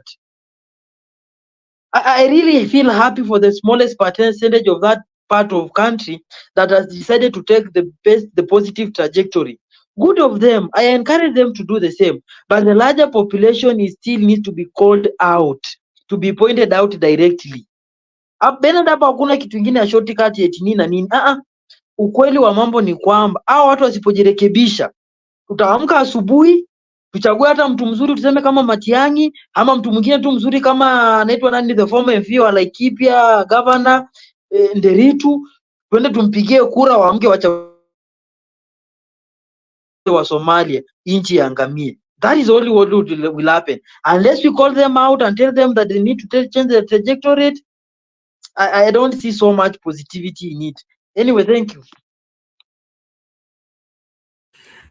Okay, asante sana Bwana Francis, wewe umefungua chapter nyingine kali, lakini tunashukuru na ni muhimu tumakinike, Undumani utategea tu kidogo hii video icheze kidogo tu, alafu hata tutaitamaliza and then utaingilia hapo useme ya kwako na tuendelee kukaribishana. Asante kwa wale ambao mna join, na if you are listening, you're watching, you have not subscribed, please subscribe. We need those 100 subscribers per day so that we get to the 10,000 subscribers threshold. Please, I want you to encourage somebody to subscribe, call somebody, beg them to subscribe, bribe them to subscribe. As long as they like this kind of content, subscribe ni sawa tu. Thank you. Haya. Nedaigwa know that. Haya. Very good. Sasa kama mwenzangu aliposema hapa ni kwamba watu katika nchi nzima walikuwa na tumaini kubwa sana kulingana na yale mambo ambayo yalisemwa na ambaye ni rais leo. Akasema yeye ni mtu wa hasla na yeye anataka kuangalia maslahi ya hasla, na wengi ambao nyinyi mko hapa, nyinyi ni mahasla. Vile amefanya ni kweli, ameangalia maslahi yenu kwa njia hii ya kwamba ametoa mafuta mahali ilikuwa shilingi 180 akapeleka 200 na kitu juu. Ameangalia maisha ama ameharibu? Mtukufu rae. Juzi koti ikasema mambo ya housing levy hakuna. Saa hizi nataka kuambia, hata sio kusikia, mimi mwenyewe nimeona kwa website ya parliament, Kimani Ichung'wah ameweka bill inaitwa affordable housing bill. Na hiyo affordable housing bill amesema ambaye ameajiriwa atalipa kodi ya 1.5%. Alafu akaendelea akaangalia masilahi tena ya hustler. Akasema hustler yeyote ambaye ni mama mboga, ambaye ni mtu ya mkokoteni, ambaye ni mtu ya pikipiki, ambao ni mtu ambaye ni wa maisha ya chini, atalipa gross income yake atalipa 1.5% ya housing. Na akaongeza hapo juu akasema hata kama hauna nyumba, wewe utalipa kodi ya kununulia watu nyumba na wewe hauna. Hiyo ni nzuri ni mbaya? Mbaya. Kwa hivyo tuwaambia na tuwapatia tahadhari. Na umesikia tumesema enough is enough. Enough is enough. You can fool some people sometime, but you cannot fool all the people all the time. You fooled us. Na tukakubali. Hata mimi nilikuwa nafikiria ulikuwa umeongea kitu iko na mwelekeo. Lakini leo hii walio hapa wengi walikupatia kura na wanasema ngo, ni lazima wewe uachane na maisha yao, kwa sababu umewafinya ya kutosha. Ni kweli si kweli? Kweli. Kweli. Na anakaa kwa miti juu. Juzi naona anabeba delegation ya watu 800 wakapelekwa Dubai. And listen to this one very carefully. Kwenda Dubai amewalipia 2.2 billion shillings. January is coming in 2 weeks. Na watoto wetu wameongezwa fees. Na amekataa kuachilia pesa ya CDF. Kwa hivyo hawana kitu watalipiwa naye fees. Lakini kuna pesa ya kupeleka wabunge wakalale huko na hakuna kitu wanafanya, 2.2 billion. Equivalent to the fees of 75,000 students in high school. Hello? Munasikia? Kwa hivyo huyu ni mtu anatujali ama hatujali? Hatujali. Nasikia ndege zinakutana kwa hewa. Sikia, zinakutana hapa kwa hewa. Anaruka, anabadilisha nguo, anakuwa mtalii. Na hata saa sababu anapenda sana kuuza mashamba. Hata nasikia wamechukua ile shamba ya Ruai ya sewage.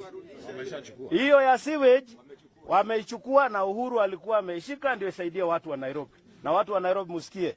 Sasa kutakuwa ni kama Sodom na Gomora kule. Sababu amechukua hiyo shamba. Tuamwambia wachana na hiyo, uza State House. Uza nini? Sababu wewe hukai State House, utakutafitia Airbnb. Unakaa hapo siku moja alafu unaenda ng'ambo. Ni sawa si sawa?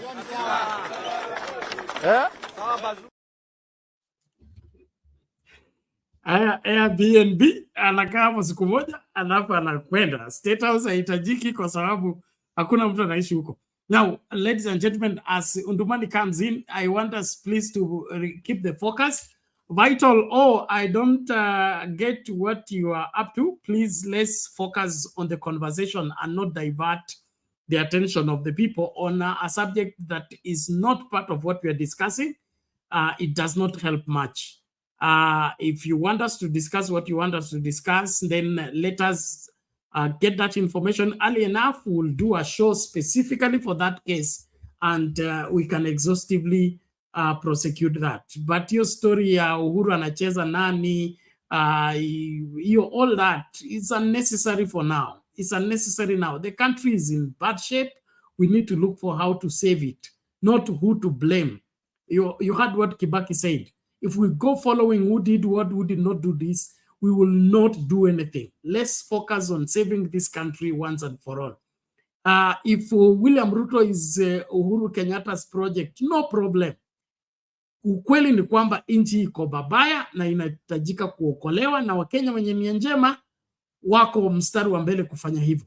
Hii kuzungushwa ni Uhuru, si Uhuru, angalia body language, si body language, is uncalled for in my limited understanding. Thank you very much. Undumani, how are you today?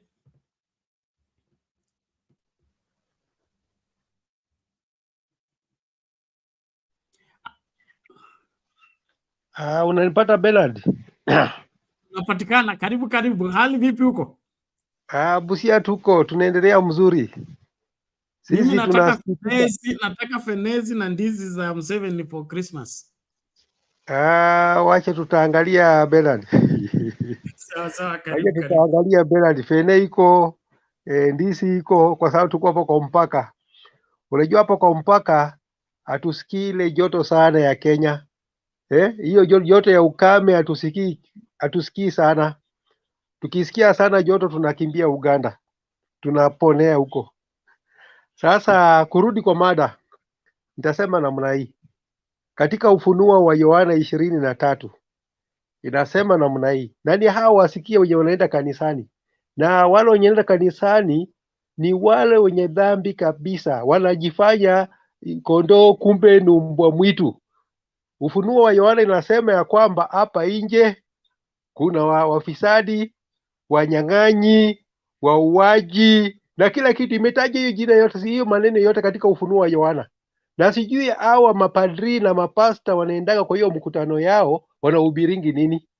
Wahubiri hiyo. Hapo nje kuna wafisadi, kuna wauaji, kuna wazinzi, kuna nini, yote wanasema ziwa lao ni ile iwakao moto, iwakao milele na milele. Okay, wewe ukitishia mtu utamuua, utapata nini? Juma alikufa, alipata nini? Na wengine walikufa, alipata nini? Hii dunia hii huwezi kuchukua mali yote ya dunia hii yote. Na ukiwa kiongozi mpaka ukoselewe ndio uendeshe inji mzuri. Ukikosa kukosolewa, that's why unaona aliamua kuwa upinzani. Ili upinzani isifanye namna gani? Isimkosoe. Lakini kiongozi mzuri yule anaenda kanisani anatakana akosolewe. So sijui mahubiri gani wanahubiri wangu huko kwa kanisa wakienda huko. Tuna ile tunasema upendo hauna chuki, upendo unavumilia, upendo, hiyo vitu yote wanasome kwa kanisani. Hata nikitoa hii vitu yote bila upendo, wewe ni bure, wewe ni kama ile tangi, wewe ni kama ile debe inapiga kelele. Upendo, ili kitu tunasema hii Kenya ni yetu wote, tukuwe na upendo, tukubali ndugu zetu watukosoe hili tuendelee. Hata mimi mama nyumbani ananikosoanga. Nani akosolewi? Omutata kama anakosoa serikali, akosoe serikali. Na nimeona katika Western Province yule anakosoa serikali hii ya kibabe, hii serikali ya kiimla. Ni mbunge ya Bumula, ule anamwambianga Ruto hapana. Omutata anamwambia Ruto hapana. Hii serikali inaenda mahali pabaya. Na yule kiongozi anakataa kufuata masharti, kusikia maagizo, kusikia advice. Yeye anaelekea wapi? anaelekea kuzimuni. Hakuna ile vile ataongoza inji bila mawaidha. Hakuna vile ataongoza inji bila kuambiwa. Yeye anaongoza inji kimabavu, anaongoza inji kimadharau, anaongoza inji na kiburi.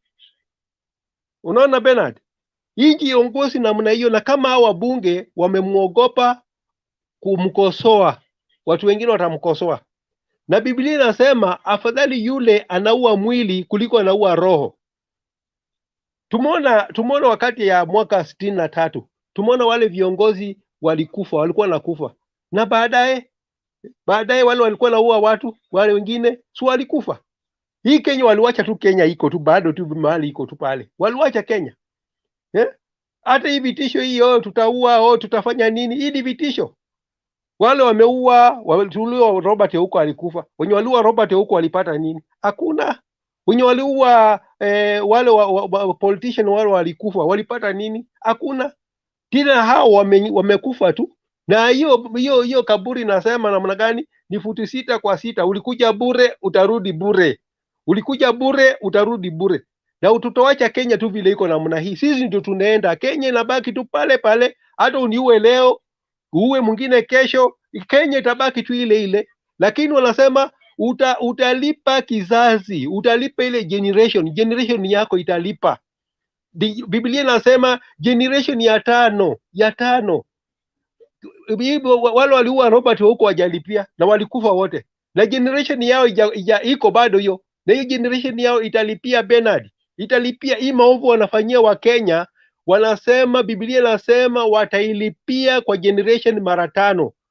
Wewe utakuwa umeenda umezaa watoto, wamezaa wengine, lakini watailipa. Hakuna hiyo kitu ya mtu, damu ya mtu inaangukanga bure. Hii damu utailipia. Hata Abel na Kaini alilipia hiyo damu, aliilipia. So hii ni vitisho. Kama umekubali kuwa kiongozi, kubali kuambiwa, kubali kukosolewa. Usiseme kwa sababu fulani ananikosoa. Hii inji ni ya nani? Hii inji ni yetu wote, kabila 42. Lakini kuna kabila ile inachukua Kenya kukua tu yao. Yani ni yao, ni mali yao. Kenya ni mali yao. Yani hata hizi makabila hazina heshima kwa makabila mengine. Hizi makabila zikifanya namna gani, zikiwakosoa, wanaona wamekosolewa mbaya. So wakuwe na ile roho ya kuvunjika. Wakikosolewa wajua wanapeleka inji mbaya, wapeleke inji mzuri. Wasione hii inji ya Kenya ni mali yao. Hii inji ya Kenya tuliona Kenyatta aliiwacha. Tumeona Moi aliiwacha. Kibaki aliiwacha. Hata wale wako tu wataiwacha. Uwe mtu, ukose kuua mtu, utaiwacha. Hii mali ya Kenya utaiwacha. Ya nini udhurumu watu ati kwa sababu wewe unajirimbikizia hii mali? Na wakati utakufa, tuliona Kenyatta alikufa, ilibaki hivyo. Alienda na hii mali yote, hakuenda nayo. Moi alienda na hii mali yote, hakuenda na mali yote, aliwacha hapa duniani. Alikuja bure, atarudi bure. Alikuja bure, atarudi bure. So ni njia ya kutawala wa Kenya kwa ile njia nzuri. Tawala wa Kenya kama vile wewe unatawala watu, hapana unatawala wanyama. Hii uongozi na kushanga. Tuliona uongozi ya Nebukadneza. Ya Nebukadneza iliisha. Tukone ya Mobutu Seseko iliisha. Ya Amini iliisha. So wewe wakati mtu akitawala inchi awache legacy watoto yake. Ndio unaona Bernard, wakati mtu anachukua kura, anasimama kura Bernard, kuna wazao wanauliza huyo ni mtoto ya nani? Huyo ni mtoto ya fulani. Huyo baba yake alituongoza mzuri, huyo baba yake atatuongoza mzuri. Lakini mtu mjui baba yake alitawala gani? Alitawala wapi? Hakuna mahali familia yao ilitawala. Lakini tukipatia uongozi mali uongozi iko, tunajua ya kwamba uongozi ya Kenya itaenda kwa ile njia mzuri. Waliongoza. Lakini hapana mtu anachoma mahindi huko kwa soko anasema asla. Baada ya kusema asla anakuja anatawala inji. Atatawala inji namna gani? Hajui kutawala inji. Angalia pesa ya Kenya imeanguka. Utawala iko wapi hapo? Wako na watu wamesoma. Usomaji iko wapi hapo? Tunaangalia wakati ya 1963 watu walikuwa wajinga na walikuwa tawala. Dola ya Kenya ilikuwa mzuri. Wale watu walikuwa wanatawala kutoka 1963 wakati ya Moi, dola imekuwa mzuri. Lakini saa hii hata wanang'ang'ania hii mali ya Kenya na dola imewashinda kutengeneza. Dola imewashinda kutawala, kutengeneza hiyo dola. Wanataka kujilimbikisia mali ya dunia. Wengine wanatembea na masaa expensive kwa mkono, wengine wanatembea na Wakenya wanaumia. Wakenya wanaumia. Ndio hii Januari inafika, wazazi hawana pesa ya kupeleka watoto shule. Badili wewe kutengeneza policy ya kufeva wazazi wapeleke watoto wa shule bila stress. Ndio hiyo uchumi ya Kenya iko mbaya. Ndio hiyo njaa. Wanaambianga tu sisi ati tulipatia nyinyi mbolea, mlienda kwa shamba. So kama tulienda kwa shamba tuko na chakula inabidi hao wabadilishe mbinu ya kutawala nchi. Wasitawale nchi kama mali yao, watawale nchi ya makabila 42. Isikuwe kabila moja inaona tu hao ni wa maana kuliko makabila ingine. Watawale kwa ile njia ile iko mzuri, wajue wapatie hii kabila zingine heshima. Hata wakipata kabila fulani kikosoa, wajue wamekosolewa, wajaribu kurekebisha. Hapana mtu amekukosoa unamtishia maisha, unamtishia maisha nini? Hii Kenya si ya mtu, hii dunia si ya mtu. Hata Yesu Kristo alisurubishwa na akaenda. Herode alikufa na akaenda. Sasa utakaa hii dunia hii ya Mungu hii bure? Utakaa tu wewe peke yako kwa hii dunia ya Mungu? Hii dunia ya Mungu inabidi mtu wakati anatawala anarekebishwa, anaambiwa. That's why anakuwa na advisor. Na hii serikali sioni advisor. Advisor hakuna. Ni vile wanatishwa, tutakuwa, tutafanya nini, unakosoa serikali nini, tutakumaliza.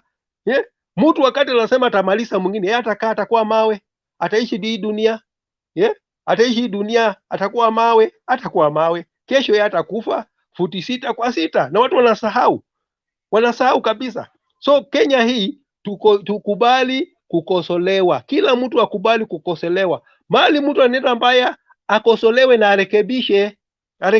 Hapana afanye na vitisho.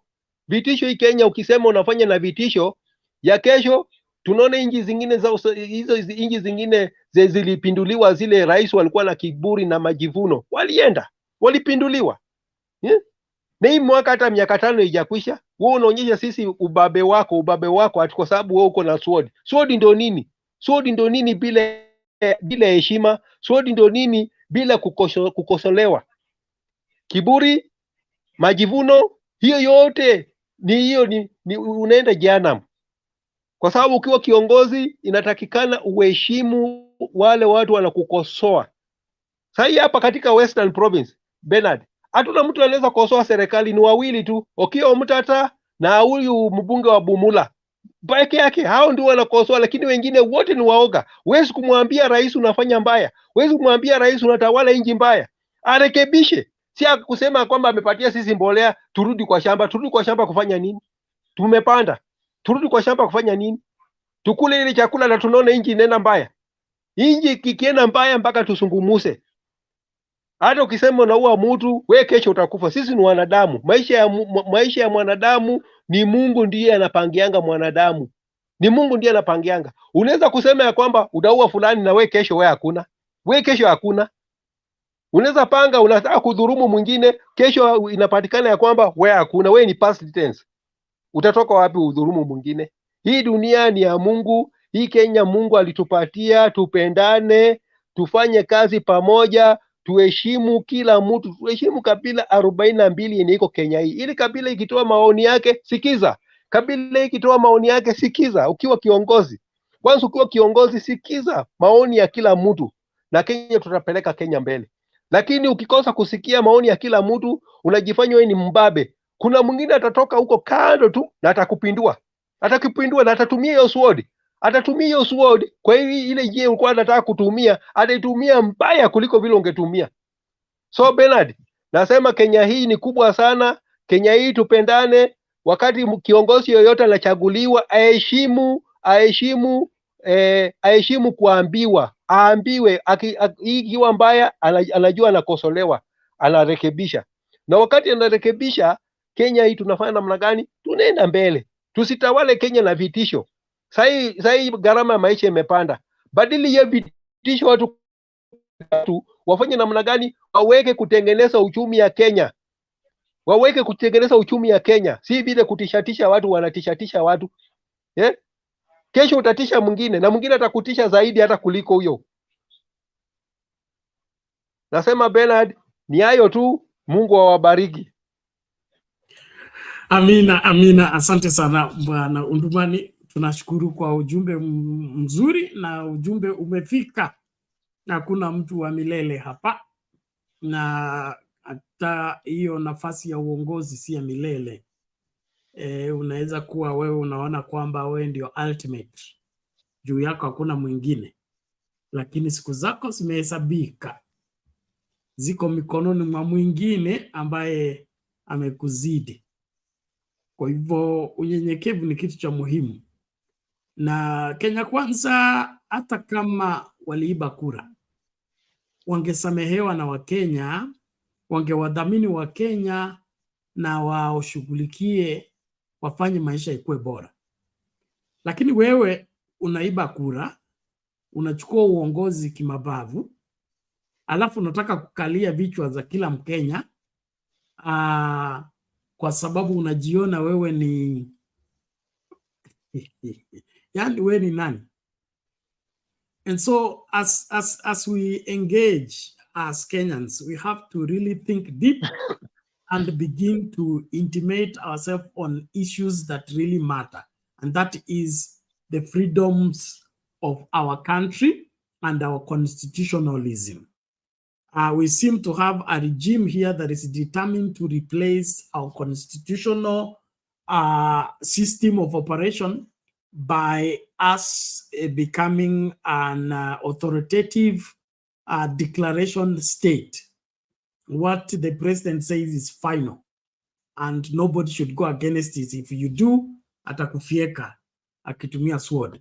And so haya masuala si ya mchezo. Naomba tafadhali tuyatilie mkazo na tuyaangazie kwa kina, and not just here on this platform, but in those our small groups where we meet. Let's educate one another. Let's let the people realize the importance of our freedoms. We gain more when we thrive in our freedoms than when we get curtailed. The headmaster of this nation, as Nani used to refer to him like that, Moi, curtailed us for 24 years. How much progress did we make? Okay, we realized some progress, especially in terms of education and the value for education. But the country as a whole, we did not move. We did not develop. Our roads were left for banana plantation. I mean, it was bad news. Why? Somebody wants us to think through his head, not for us to think freely and come up with required solutions to our common problems. And William Ruto seems to be obsessed with the same. I used to think that he is a free man and is a Democrat the way he claims to be, but from his responses to the questions on the round table with the media, it removed every doubt. This man is hell-bent to turn this country into his personal property and deal with everybody who he thinks is his enemy. Ruto left on his own, he will be worse than Idi Amin. He will be worse. Let me not say the other one. So please, I want Kenyans to wake up and realize that we are dealing with somebody who is sick, and left on his own, he will mess this country big time. He has already done it. Undumani has asked what has happened to the dollar. Look at the excuses he's giving. Oh, the shilling was having artificial value. Oh, 200 billion was given to banks. So where did the $200 billion go to? Did the government collect it? And when the government collected it, where did it go? Ukishindwa mbaazi zikikosa kuzaa usingizia jua. Well, mara America is increasing the value. Dollars are not increased like prices for goats or chicken on the market. At America inaamka tu inasema sasa dola kuanzia leo imekuwa 200 shillings. Is that how forex work? Is that how foreign exchange works. Yet William Ruto anaona hakuna Mkenya alienda class ama akajifunza chochote. America ndio inaendelea kuongeza value ya dollar. That is why the shilling is reducing. Yani hata mtoto wa nasari anaweza kujua hii kitu haiendi hivyo. Wewe ulisema wewe ulikuwa ukiuza kuku. Bei ya kuku ilikuwa determined on the market based on how many chicken came on the market and how many buyers came on the market. Kama kuku ni nyingi na buyers wako less, price ya kuku ita drop. Lakini Ruto anaita a whole media house zikae awadanganye kusema kwamba Amerika inaongeza value kwa sababu ya COVID-19 na sisi tunaendelea kureduce. Why can't we also add value? If they add, we add. If that is how it works.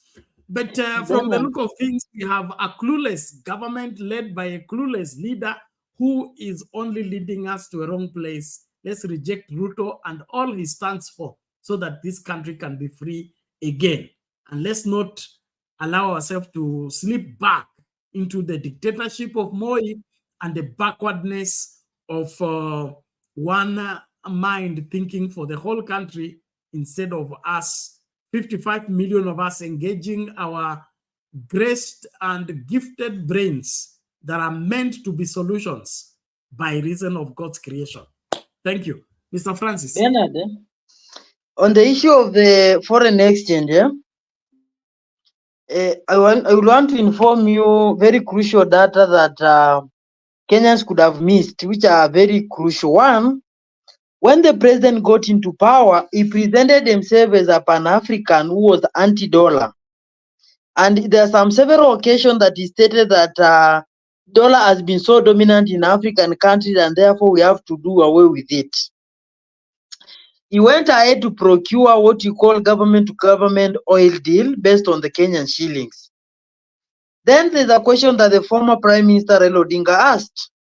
What will be Saudi Arabia do with Kenyan shillings? That is the question he asked. Bernard, if today you carry the Kenyan money, don't go even far away. Just reach with Kenyan money in Kampala. You will find it very useless there. Actually, the people can accept the Kenyan money in Kampala. As you had shown hata kama the Central Bank of Uganda can accept that money. I don't see if they will accept that money. Bank branch, only Equity Bank branch in Kampala and Arusha can take Kenyan money. Nobody is interested in it again. Yes, and they are only interested because they have the branches within the three countries. They can easily do swapping. So imagine Saudi Arabians having Kenyan shillings in their economy. What will they be doing with it over there? But William Ruto forgets that the reason as to why the dollar is strong, dollar did not start yesterday. Dollar started immediately after the Second World War, when the Americans were declared winners, and therefore they were given priority to be able to be determinant currency, with the currency of them being a very stable currency. Dollar, it appreciate and depreciate with very minimum value that cannot affect your wealth. That is why the Chinese, even with the second largest economy, they cannot be trusted because they overvalue and undervalue their currency depending on the condition that they want to favor the people. So when William Ruto is trying to mislead people, there's a factual thing that is forgetting is there is no way you will come and find people that they are drinking water so that they survive. You tell them, no, you can drink muddy water and still survive. And you know, very muddy water can cause a lot of problems. So there's no way you give us Saudi Arabia money, and yet Saudi Arabia money is not an international currency. What will we do with it? What will be the Saudi people do with the Kenyan money? So that is the first error that the president made. The second error that is more costly and more dangerous than any other is the killing of the export sector in the Kenyan industry. Today, macadamia is being hawked in the street. For the first time in Nairobi, you can meet macadamia anyhow, meaning that these were the export crops that you used to earn a revenue from them in terms of dollars. Today, they are no longer giving us dollars, but they are being traded locally as a source of cracking. I don't know if you being consumed as groundnuts or something of sort kind. So that one is dead. And once that is dead, it means our interaction between us and the foreign countries, in particular the Western countries, become very minimum. So there's no way we'll appreciate our currency, because every time we'll be wanting to buy something from outside the country, we shall find in ourselves without any dollar.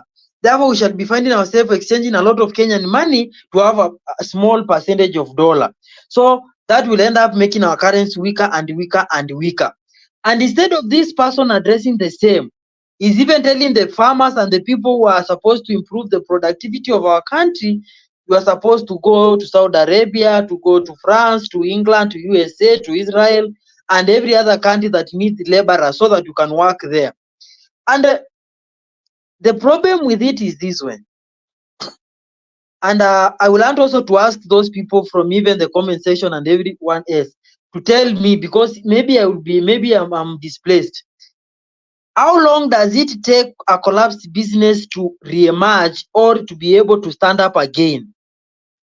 And how many resources does it take to start a new industry? So when you start a new industry and it collapses, how long or which process will it take, or resources will it consume for us to be able to bring it back to operation? Then you will understand the price we are paying by killing these sectors such as coffee, tea, macadamia, things to do with sugar. This will be paying a very heavy price, because the moment we kill them, for example, I saw some, there's a family that I saw had the coffee farms and the tea farms. They were converting to become apple farm. So that person has opted for the Kenyan market apple. So we have lost somebody who was growing coffee for international market. So how would you go and convince that person to uproot apples and plant coffee again so that you can be able to get foreign exchange? And that is exactly the thing that the country is undergoing. We are really killing every part of it, the manufacturing sector, and we are doing nothing about it, and we feel comfortable about it. But even after these 5 years or 3 years, any person who will come there after, the process of recovering them or trying to improve them or trying to reinstate them will be much more costly. And that's why you see industry like Mumias, the moment they fail, government mostly opt out to ignore them, because the cost of recovering the debts and everything else become too much, more than even setting a new one. So that is the big all that the Kenyan country it is today. And this person, even the worst of the worst is still not ready to change his mind. He's not even ready to allow any other mind to come near him to advise him on the best route that Kenya can take. Today, as we are speaking here, we have been blackmailed by our president all over the East Africa community. When we signed what we call if you remember, there's something called free trade, or free trade. Before commerce and everything else, we had something called free trade that was signed by the African Union, whereby any landlocked country that could import oil or another commodity should not be charged any fee, because that one will be against brotherhood. But today, the William Ruto government want to charge Ugandans money by using the Mombasa, the Kilindini Harbour as a route for their own goods, such as oil. So by continuing to this one, today we might hurt Uganda. But does this man think of the long distance trade that involves people moving from Kampala to Nairobi, to Congo, and any other landlocked country that need our services? Does he know how many truck drivers depend on those business so that they feed their family? How many people in border points we collect so that at least we get some revenue? But he seems to be out of touch. As much as he gets whatever he wants, he doesn't care about Kenyans. So it's upon Kenyans themselves to sit down and ask themselves this way. Will we sit down, the 50 million of us die of hunger, die of poverty, or should the 50 million of us rise up, 100,000 dies, and we leave the other people enjoying? Which route? I know the one that seems easier is the one of staying and dying silently. This one of the painful is the best one. And just to be maybe outside a little bit, like this way is today there's that particular scholar who said when they came for socialite, I said I was not a socialite, socialist, and therefore I never speak up for them until nobody remained, and therefore they had to consume me. Today we can see for Okiya Omutata being threatened, we can stand and say, none of my business. Let him die. Today we can see the central people being punished for their coffee and tea and everything else, and say, let us not speak, let them die because there are problems. Today we shall go maybe attack the mangoes of Kambas. We'll say we are not Kambas, let them die. We shall go that way until there's nobody remaining, at least consuming the Kenyan country. Now that the time will start rising up, but we not have enough energy to say no. So the earlier we take steps to correct these deformities, the better. And this will help our country. And a matter of fact, I will ask this question again, and I'd ask it very early. If one thief in a village who steals chicken or who steals and who disturbs people, one thief is burned alive in a broad daylight, what about one person who disturbs 50 million Kenyans? What should he be done? Should he not be skinned alive in televised video? If one person who disturbs just a village of 50 people can be killed and being banned beyond recognition, what about one person who disturbs 50 million Kenyans whom their future depend on it? What should we do to that person? Why is it that when it comes to the chicken thief, it becomes worse, but when it becomes to a multi-billionaire thief, it becomes praises? We need to change that mentality. That is our money. That is our country. We have responsibility to ask where it is being used. We have responsibility to take over whenever we feel like our country is not being governed in the right way. Kama ukipeana pikipiki yako iende ivunjwe chuma, unanyang'anya mwenye ulikuwa umempea. Mbona nchi yako ambayo unailipia ushuru, unaisimamia, unategemea watoto wako waitegemee, ikienda vibaya, mbona unanyamaza? Nchi na hiyo pikipiki moja ni gani ya maana? Because we are directing our strength to the wrong direction.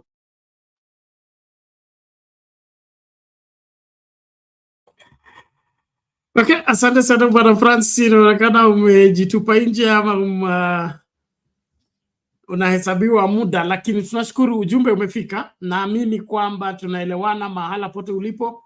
Asante kwa kujumika nasi katika kipindi. Tunakuomba tafadhali tumakinike kukaribishana na kuhusika katika like video na kupiga kura. Na poll yetu tunauliza swali hilo ambalo ni rahisi sana. Does William Ruto's actions reveal that he is against following the rule of law? On Sound Candy Talk Live, 14 votes cast, and of the 14 votes, 93% say yes, and 7% say no. Let's check on this other side. That is Sound Candy Talk. Does William Ruto's actions reveal he is against following the rule of law? 138 votes, 140 already votes cast, and of all that, 90% say yes, 10% say no. That means the majority of Kenyans believe William Ruto is against following the rule of law. It's a few minutes to 1 a.m. East African time. I call upon all other guys, please come in and take on your shift, even as we switch gears in our conversation. But the threat on people's lives and losing lives for political reasons is something we can't ignore, and it's something we can't look on the other side anymore. William Ruto and team should be taken to book of all these things that are happening, and we should not get him off the hook. Now, I understand that a person who is supposed to, who is this? The OCBD was supposed to take the report from Okiya Omutata refused to do so because that will have consequences. And they will have consequences in the sense that when that report is taken, it becomes active, and it will remain active if Ruto cannot be prosecuted right now. When he gets out of office, he will be held answerable for the same. And so the OCBD seems to be running away from that reality. But God is the judge of us all. You may run away from this judgment only to get into the more fierce one that you can never run away from. We really need to be serious about this country, and the threats of one William Ruto should not be taken lightly, number one. And then number two, should be fought with everything we are and everything we have. We cannot lose this country because one mad person wants it the way he wants it, regardless of how the rest of Kenyans feel about the whole thing. One of the interesting questions was what Kituku asked William Ruto: did the Kenyans ask you for house? I don't know if you heard the answer he gave. Did they ask you to ask them for housing levy? He said, no, they don't have to. It is for me to think and create jobs for them. Now, how does housing create job? How does housing create job? And how many jobs can you create and sustain with a housing project? If I did not do even the standard 6 business education, we are the people who started the business education. Is the study of buying and selling of goods and services with an aim of making profit. Those of you who went to school when school was still school. Now, that simple business, ile ya lecture ilikuwa inaitwa cash book. Ukianza mjengo, how does that create job? And has this country ever needed watu wa mjengo wakakosa? Have we had any scarcity of watu wa mjengo at any time? Was there any advertisement kuna mjengo Umoja ama kuna mjengo Kilimani na kuna watu wa mjengo? Kenya needs watu wa mjengo. Have we ever had such a famine of watu wa mjengo? And so what makes William Ruto think that by starting a housing project is helping Kenyans get jobs?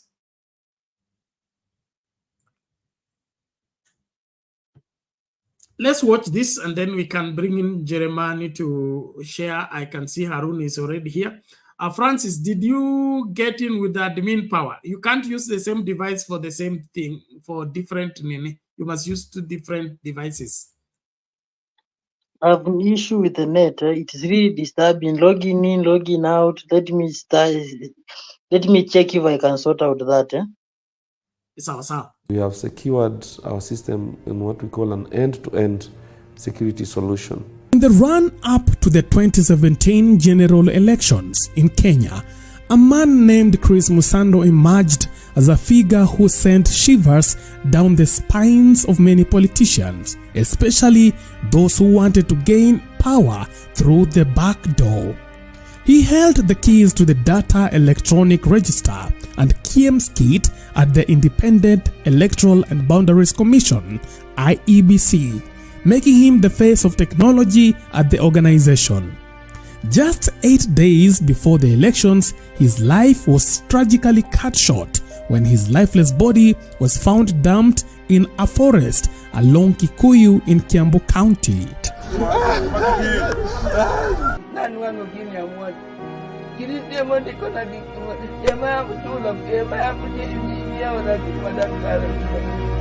Chris Musando's death sent shockwaves throughout the nation, as many Kenyans speculated that he was assassinated by politicians who he had steadfastly refused to bow down to in the lead-up to the elections. The murder of Chris Musando, who was IBC's IT director, is a cold-hearted crime that goes very high up.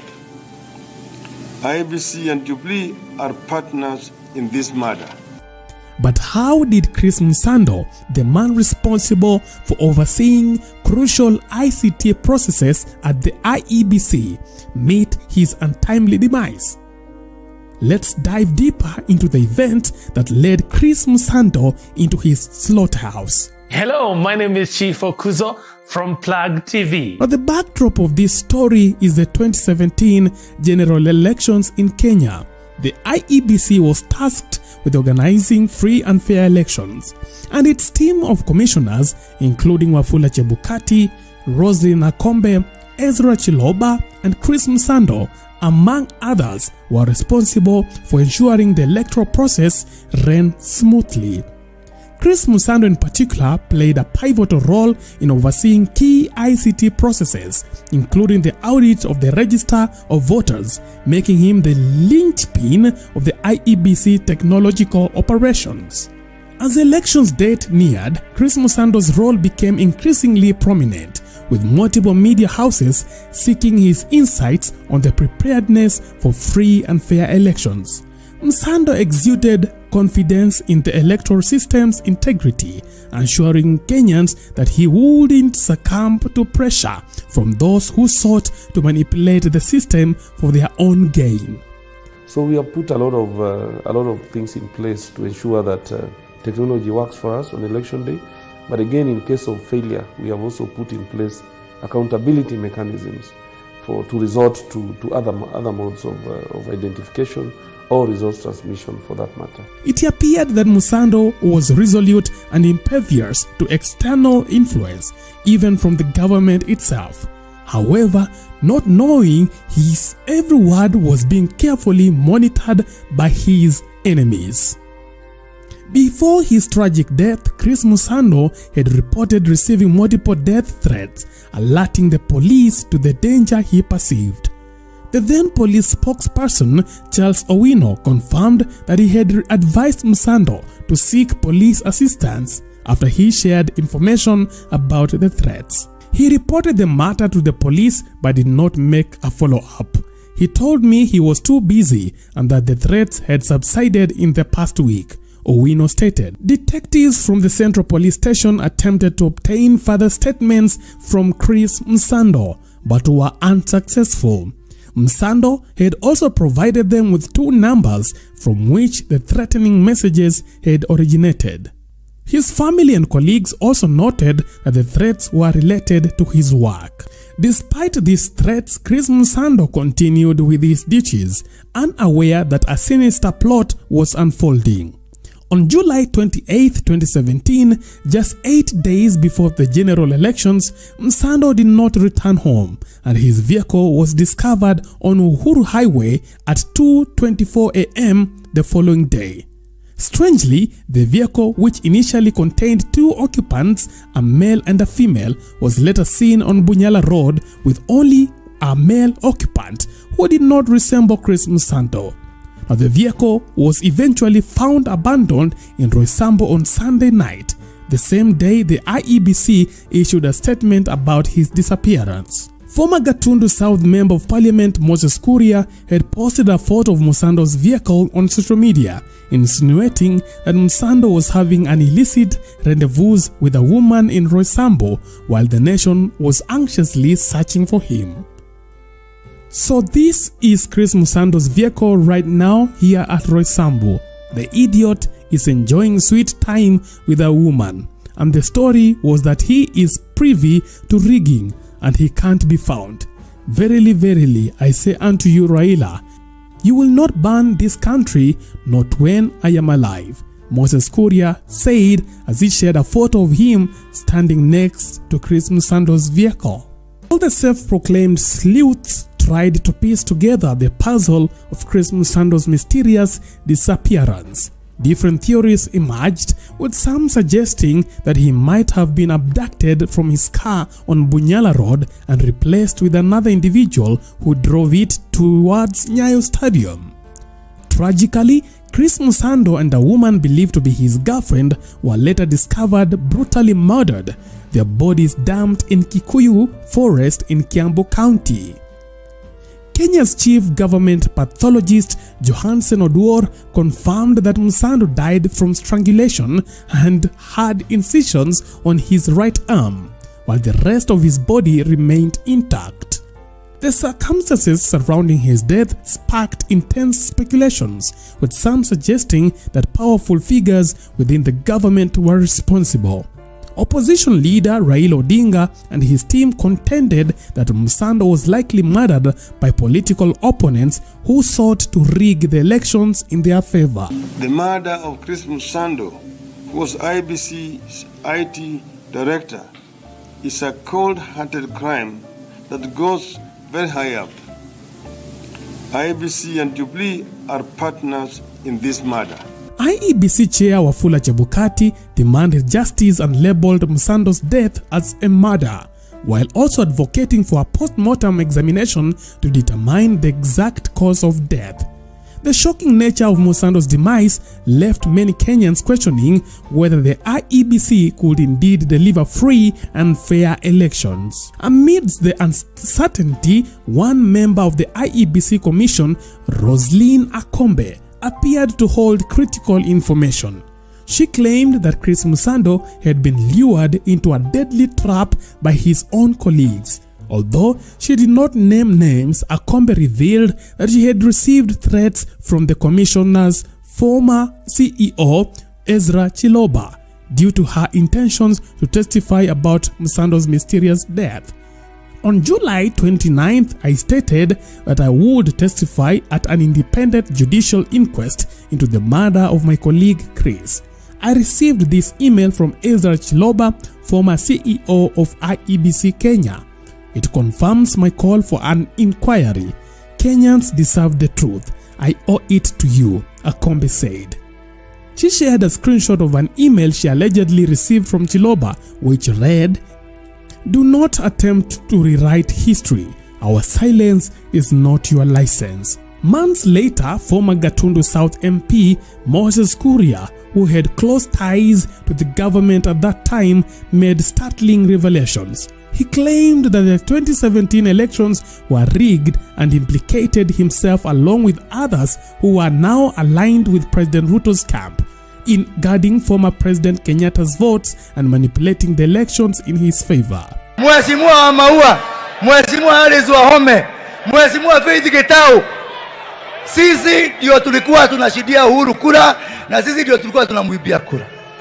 In the annals of Kenyan history, Chris Musando's murder remains an unsolved mystery, and the only one who seems to hold the key to the truth is Roslyn Akombe.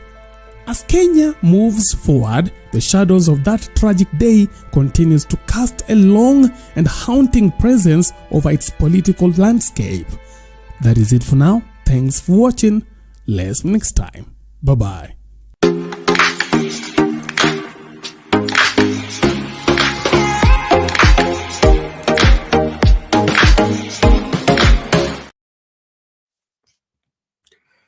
Well, thank you very much for that from Plugged TV. We use it without permission, but we trust that the information is helpful and we'll negotiate the other agreements later. But what we wish every Kenyan to get is that this country is a mess. And it's a mess because of people who would not let the rule of law work or the right system to work. Why should you feel so threatened about an election to an extent of exterminating somebody's life? All of it because you must win no matter what. Jeremiah, did you leave?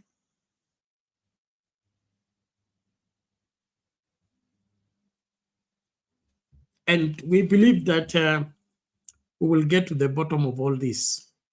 One day, the truth will come to the surface. It cannot be buried forever. But more than ever, we need to be more vigilant now than ever, because remember we played the clip about the death of Jacob Juma, and now we have brought in the issue of Musando. And the common denominator in all this is the one talking and saying, ile sword alipewa si ya kukata mboga, ni ya kukatakata wote ambao watasimama kwa njia yake wakati anataka kutekeleza mipango yake. Very, very, very regrettable statement to be coming from somebody who is supposed to be protecting Kenyans, is now threatening them and say atawakatakata, atawafieka. Well, let's keep engaging. Thank you so much for participating into the poll and liking the video as well as we begin to wind up, unless I get the people to proceed with the show. Mimi masaa yangu ndio haya na katika. I think I have like 20 minutes or so and I'll be calling it a day. Asante sana. Bwana Njeremane, how are you?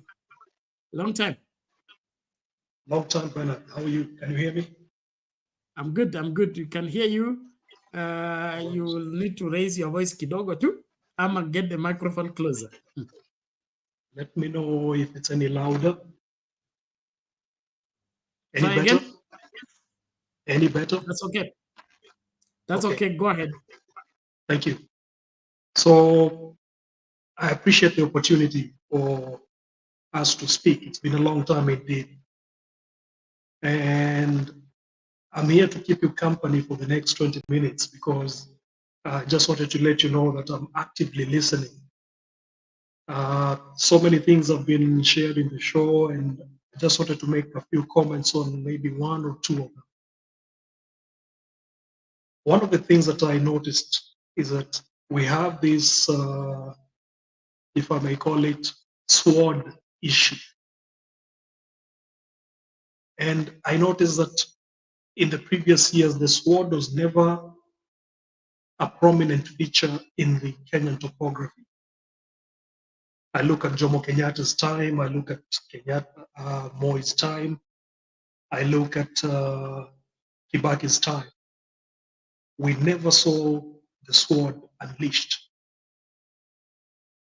We started seeing the sword when, and I don't know if this was a creative innovation of General Karangi, but when Uhuru Kenyatta became president, that was the first time that we actually saw the sword as a feature of the presidency. As I say, I'm not sure this was an innovative aspect of General Karangi's time at that moment, but since then it appears the sword is becoming a feature of the presidency and the handover process. And my only question at this time is then, what does the sword symbolize? The sword is certainly a tool that we can refer to as a weapon. And nowhere in the Constitution do we have the sword as a symbol of national unity.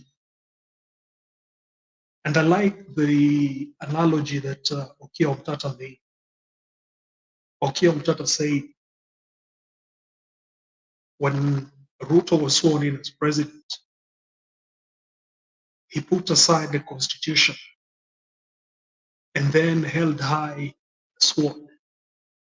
And I also looked at Uhuru Kenyatta's time. He also held up the sword for the first time. I did not see the same in Moi's time. I did not see the same in Kibaki's time. And I did not see the same in Jomo Kenyatta's time. And so my question then becomes, have we understood what the sword means, or what the symbology of the sword within the inauguration or the swearing in of the president means. As I said, I still go back to the question, is the sword listed anywhere as a symbol of national unity?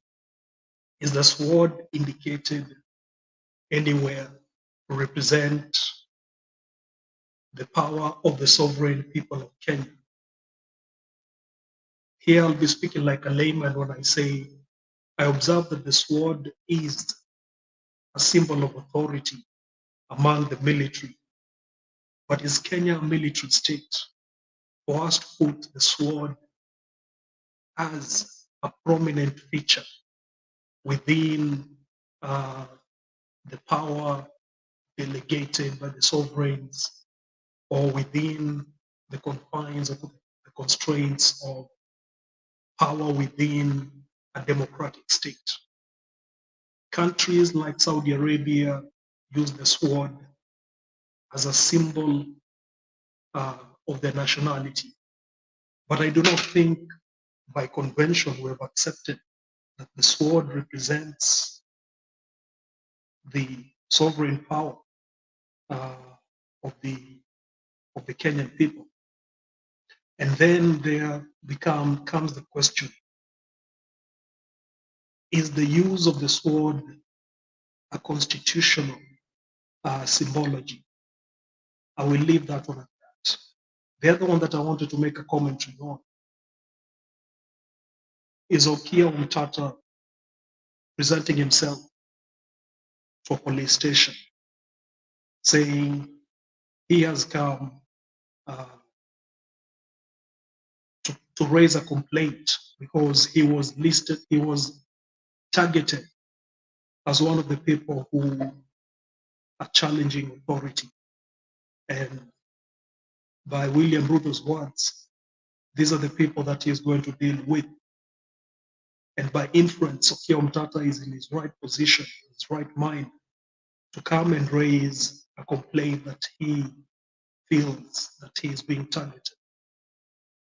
The actions of the police to refuse or deny him access to record his complaint in the OB was certainly a big question mark. Because I heard that initially he went in, the OCS stepped out, and when he came back, the mood had changed, and he was now looking at a scenario where he was not going to record or take any comments from Okiya Omutata. And that's when you start asking questions. Who does the OCS serve? Is it there to serve the people of Kenya? Is it there to serve the sovereigns? Because in his private capacity, Okiya Omutata is a sovereign, is the boss of the OCS. And if he cannot be granted the opportunity to record his complaint, what are we saying then about the justice system in the Kenyan society? My thoughts there, and I've shared in another forum, one, should we then just let Okiya Omutata suffer on his own in private? Or should 100, 1,000, or even 1,000,000 people march to the police station and say, we are here to record the statements based on what the president said, that is going to use the sword to deal with us? And then go to all the various police stations and say, we want our voice, we want our statement or complaints taken and investigations undertaken to find out what did that statement mean when it was saying that this sword is going to be used to cut or deal with these people. In the absence of which, we start raising some very fundamental human rights questions. And then we start asking, are we upholding the Constitution or are we upholding the sword? Those are just my general views and comments.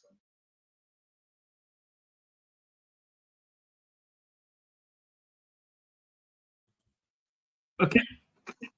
Bwana Njeremani, thank you for that observation. Maybe just a follow-up question.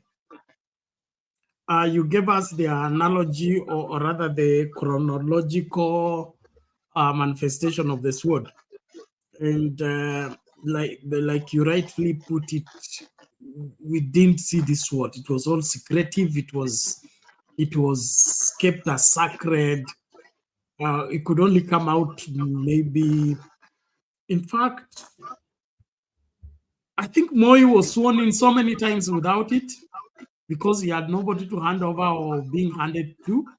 So we are talking of 24 years of never seeing the sword until Kibaki came in, and we saw it at Uhuru Park, and that was the end of the story. It wasn't until now, after 10 years, when it was handed to Uhuru Kenyatta. And so, could it be that William Ruto does not understand the significance of the sword, or he wants to change the constitution and the country, or rather put aside the constitution and rule using the sword? What would you see in the mind of William Ruto in this particular case? Rightly put, Bernard, there are many questions to be asked in there. And one of the first questions that I ask myself, even as I make an attempt at answering your very intellectual question, this sword, and I've asked this in the previous statement, the sword, as we know, is a weapon that is used symbolically by the military. When we see the military doing a parade, a march before citizens and the nation, we always see someone at the front holding something, and when they want to ask for the commander-in-chief's permission, they raise it up, raise it down. Those are the times that we have seen the sword being put to use. Excuse me, beg your pardon. And then we are finding a situation now where we have actually started normalizing the use of the sword from ceremony to practice. And we all know from history, and people have always made allegories. You rule, you live by the sword, you die by the sword. Rule by the sword is always seen as autocratic, is always seen as dictatorial. And I don't think that we are appreciating or understanding the implications of the continuous use of the sword in everyday, could I say, commentary, because that was not a speech by the person who is holding the highest office in the land. I still fall back to that question where I asked initially, is the sword part of the symbols of national unity? And if it's not, why is it being given that prominence? Let me come back to the question you posed before I go off on a train. This sword that we are referring to, or rather, let me take a few steps back. In history, we have had the office of president, we have had the monarchy, and we have had the office of prime minister, and we've also had a commander-in-chief. Historically, when the Queen was the head of state of Kenya, we had a commander-in-chief whose name was General Askin. The office of commander-in-chief was separate from the office of the head of state, so that we had a head of state, and at the same time, we had a commander-in-chief who was separate from the monarchy. Even in today's unless I'm mistaken, even in today's monarchy, the monarch is not the commander-in-chief. But in Kenya, once we got the constitution, once we got our own self-determination, we made the big mistake of lumping all those powers into one single person. We made the president the commander-in-chief. We took the powers of the prime minister, which were previously shared with the governor, and put them into one person who is the president. The powers of the monarchy, where the monarch was an absolute ruler, we also lumped onto one person who is the president. And then today we are faced with a situation where we do not know how to separate the roles of that one individual who holds all this power. And we do not know how to hold accountable the commander-in-chief separate from the president. Although these are two distinct offices and perform their functions at different times. In my view, it's a high time that we also start thinking about separating the presidency from head of state, from head of government, and from commander-in-chief role. Because in there is where we start getting this confusion. At what point is the president the commander-in-chief? Is it during the ceremonies? Is it when he's commissioning officers? Is it when he's promoting generals? At what point is the president head of his party or party leader, separate from head of government, and will not use the resources as head of government to influence matters in favor of his political party? It's a conversation that is wide and deep. And I'm sorry, Bernard, if I've gone off on a tangent. If I didn't touch properly on the question you posed, please restate and I will come back to it.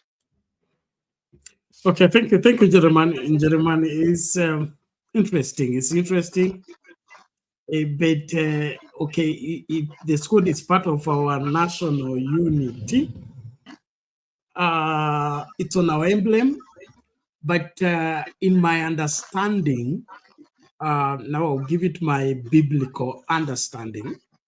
The significance of the sword is for the defense of the nation. That you're given the sword to take care of any aggression, especially external aggression. You remember when there was that agitation for the Northern Front to be reverted to Somalia. And Jomo Kenyatta came in forcefully and said he will not leave 1 inch of Kenya as it is stipulated to anyone. And he will be willing to fight to retain that particular part of Kenya. So this exchange of sword or the giving out the sword is never for against the people. It's against external aggressors who would want to come in and molest the people. So as a father, you're given now, like from the biblical, there is a covenant that is cut between Jonathan and David. And in the course of the cutting of the covenant, there's an exchange of sword. Exchange of sword means I will never use this sword against you. You will never use this sword against me. We are now brothers, and I will use this sword to defend you until I die against your enemies, and you will use your sword to defend me to the drop of my blood against my enemies. And so how William Ruto interprets the sword as an instrument of power in relation to fighting other Kenyans because they did not agree with him in his unconstitutional policy is what beats my understanding, because even from the African traditional setting, every home had a sword, and that sword was meant for the enemy coming from outside. It was never meant to threaten the children that I don't carry this sword in vain in this home. And so are we not dealing with a madman here who doesn't even get it that the sword is meant to protect Kenyans and not to threaten Kenyans? And it's not different from a man who owns a gun, and when he has a disagreement with his son, he says this gun I carry is not for the fun of it. You can come in shortly before Mother comes in Germany. Thank you, Bernard. So I'm right now looking at the Constitution, and I'm looking at the national symbols and national days, which is on Chapter 9 of the Constitution. And it has the following. The national symbols of the Republic are: 1, the national flag, the national anthem, the coat of arms, and the public seal. So these are 4 distinct features or national symbols of the Republic of Kenya. Nowhere in there do I see the mention of a sword. That's my small comment. Thank you. All right, thank you. We'll dig further on the same, and probably we'll get the lawyers to also help out. Now, ladies and gentlemen, thank you so much for continuing to follow the program. Just to bring to your notification, Jeremani's book on what is the trouble with Kenya is already out. It's available on Amazon. So, Jeremani, you will share your link. The link up to a private chat, then I will share with the public.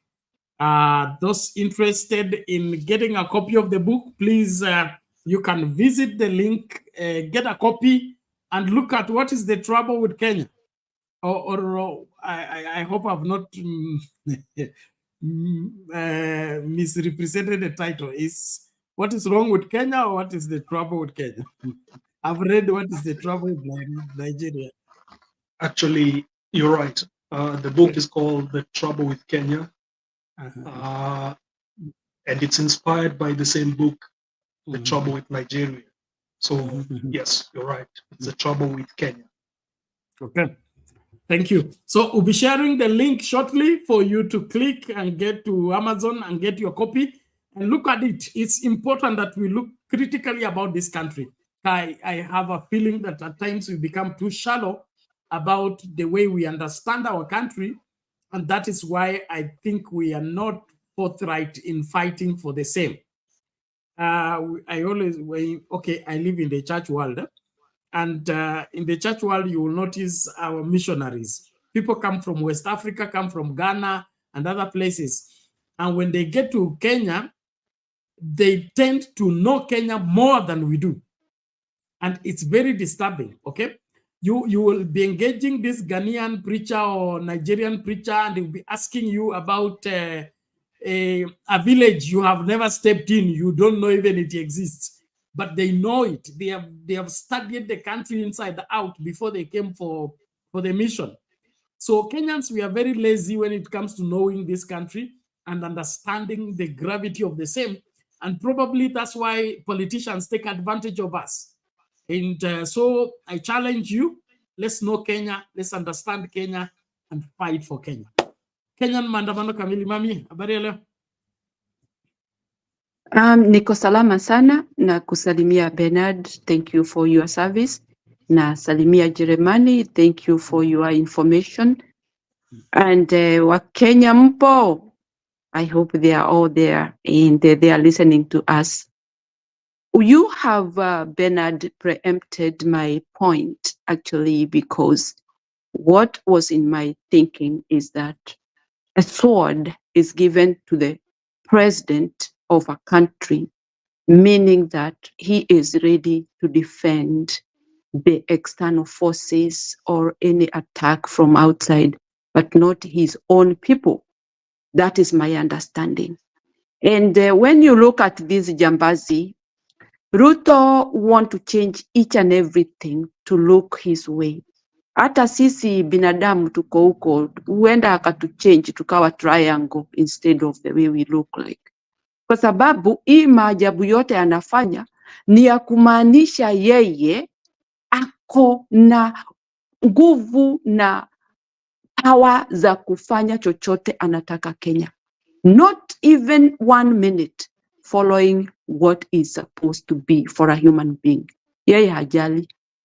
Na kwa hivyo, huyo ni mtu anaweza atabadilisha bendera ya Kenya, anaweza badilisha jina la Kenya, anaweza badilisha hata wimbo wa taifa wa Kenya, because he feel that he possess this country. And I think this guy is so sick and so sickening. Haiwezekani mtu anaweza simama mbele ya watu aongee maneno kama hiyo, as if he has been on that power for ages. Huyu ni mtu ameingia tu juzi na ametoa hiyo mdomo mkali hivyo mbele ya binadamu wa Kenya ambao wanaumia pahali popote wako. Bernard, when I look at Ruto, I look at somebody who have gone crazy, who have been manipulating things since the time he entered politics. Na ukiangalia menendo ya huyu mtu kutoka mwanzo mpaka wakati huu, huyu mtu hajakuwa mtu timamu, amekuwa mtu wa kuchokora, mtu wa kuharibu. Ni vile tu hajawahi kupata chance ya kuharibu sana those days. Because any part he played in the government, it never went through. Lazima watu walie na waumie. And in any way, huyu mtu hajakuwa a peaceful minded person. Huyu ni mtu arrogant na he is not going to change. He is going to be that way until he die. That is how he is. Maisha yake yote ni mabaya na mambo yake yote ni mabaya against peaceful people. Kenyan people who are very peaceful, who like peace. That is what he is dealing with, doing to Kenyans. Kusema atatumia hiyo panga ati hakupewa ya mboga, he is changing the content and the meaning of the sword. Actually, I would see that Uhuru, when he received, it didn't mean that he received to deal with the people. I think he meant good. For Ruto is a different thing. As he is arrogant, he is corrupt, he is not a peaceful man, he will use that sword against his nation, not against the external. And that is true. Because how do you see him treating the other nations apart from Kenya? He treated them with respect and some kind of integrity. Lakini sasa sisi ametuona sisi ni mbuzi na kondoo na ng'ombe na panya na kila kitu. That is why he's doing all these things to us. And because he is born in Kenya, he has learned all the weaknesses of our country or the strength of our country. Na kwa hivyo sasa anajua yule atakuwa ananiboresha, ananiambia maneno against what I want, nitamumaliza, which is true. He has done it and done it and done it many times. He is not going to stop. But we pray that, we hope everything goes well this time round, because people are not going to sleep. They are not going to relent for this issue. Hii mambo yote huyu mtu amefanya akijua. He is a very bad orator and we don't like what he is doing. He should stop it or move out. Otherwise, we have a very crazy mad man in our office.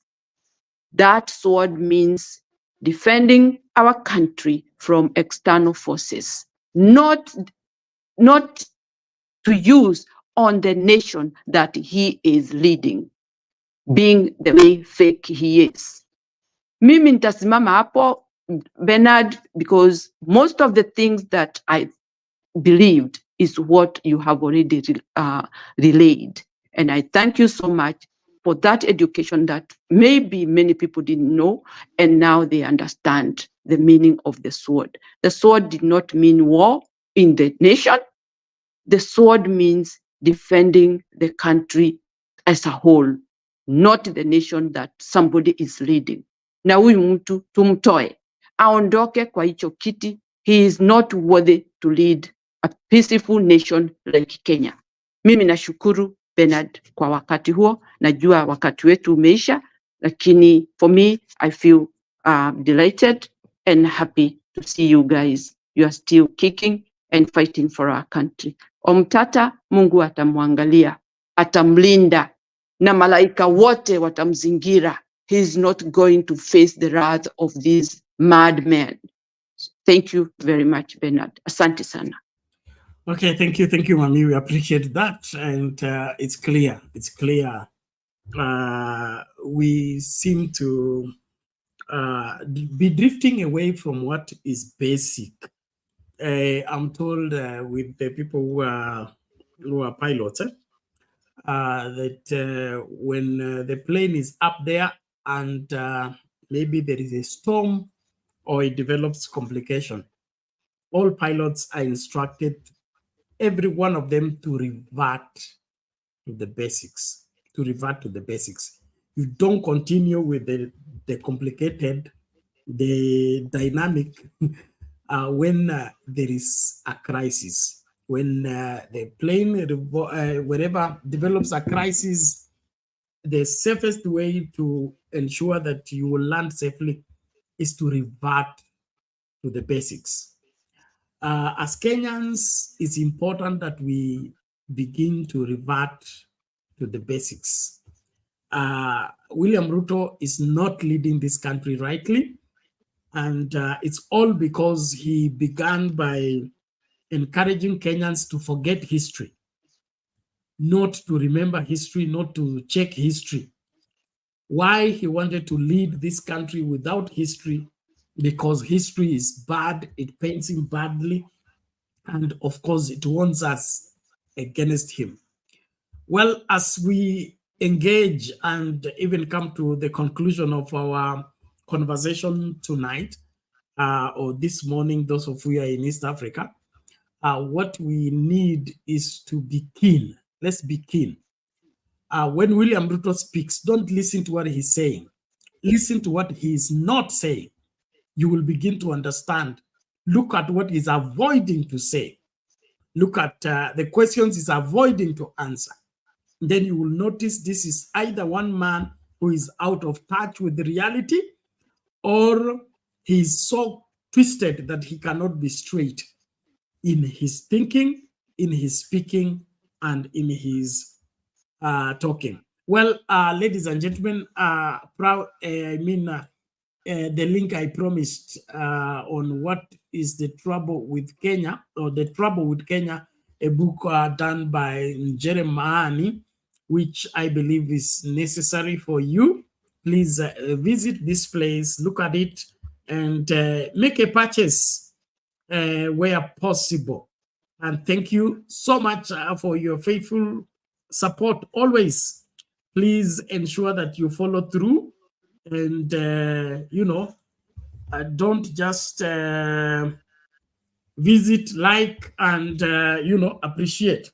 Let's have some purchases on the same. I believe it's affordable, and you need to know Kenya. You need to know Kenya well in order for you to fight for the same, and then of course insist on getting what is due for this great country. So there we go. The trouble with Kenya, the blueprint. So tafadhali, the best historical book you're yet to read, available on Amazon as from 30th of November 2023 in the following form. There are different volumes. So please visit, and also give us feedback on how well you get it, and let's have it. I think yangu imesplit ama kuna nini? It has split into several. Why is it doing so? We'll sort that out. Harun, how are you? Yeah, I'm doing good. I'm doing good, Mr. Bernard. What about you? Great, great. nataka utoe maoni yako na mimi napimia wewe muda. Napatia wewe dakika 5 kwa sababu wewe ni mzuri. Dakika 5 ubiri injili yako ituamini alafu tufunge. Nitakuwa chap. So asante sana kwa kunipa nafasi. Salamu zangu zimwendee baba Njeremani, mama Kenya ni maandamano, ndugu zangu na dada zangu ambao mko comment section. Nimefurahi sana at least kupata hii nafasi na mimi nipate kuchangia topic ya leo kuhusu matukio mbalimbali ambayo yanajiri katika nchi yetu tukufu ya Kenya. So kwa haraka Senator Okiya Omutata kusema kuwa maisha yake yamo hatarini. In fact ni kweli, kwa sababu maisha ya huyu bana hakika yamo hatarini, cause wakati unapoona president jamaa amempeleka kotini through mambo ya finance bill 2023, alafu akamshinda, basi unaona mpaka yeye mwenyewe imebidi aje kumwambia Okiya Omutata ama whosoever mwenye anapinga zile vitu zenye William Samoei Ruto anafanya ambazo ziko contrary na matarajio ya Wakenya ambao sisi ni wengi, then lazima uwe na hofu, kwa sababu tumeangalia wale ndugu zetu na dada zetu ambao wamekuwa wakisema maisha yao yamo hatarini, na finally baadaye tunakuja kuona wengine wamepiwa risasi, wengine wamepatikana wakiwa wamechinjwa. So wakati unapoona ndugu ama dada ametokelezea anasema kuwa hakika maisha yake yamo hatarini, hii ni Kenya yetu tunaifahamu. So tusianze kuweka vipindi hapo, no. Maisha ya huyo bana iko hatarini, so ni vizuri akimbie angalau kwa vyombo vya sheria, aende aombe kupewa usalama wa kutosha, because anything ambayo ita happen kwa Okiya Omutata, government itakuwa answerable, because already ashafanya nini, ashakuja yeye mwenyewe ashajitokeza na akasema kuwa maisha yake yamo hatarini. Unajua wakati tunasema kuwa wanga inasema kuwa unapoona alligator anatoka kwa maji anakuja anasema mami ni mgonjwa, uwezi ukafanya nini, uwezi ukaanza kumuuliza maswali. Wewe tu jua mama ni mgonjwa, tafuta mbinu ya kutafuta maybe watu wa KWS ama watu wa wildlife at large, waone kama watamshughulikia mama ya alligator ama iko namna gani.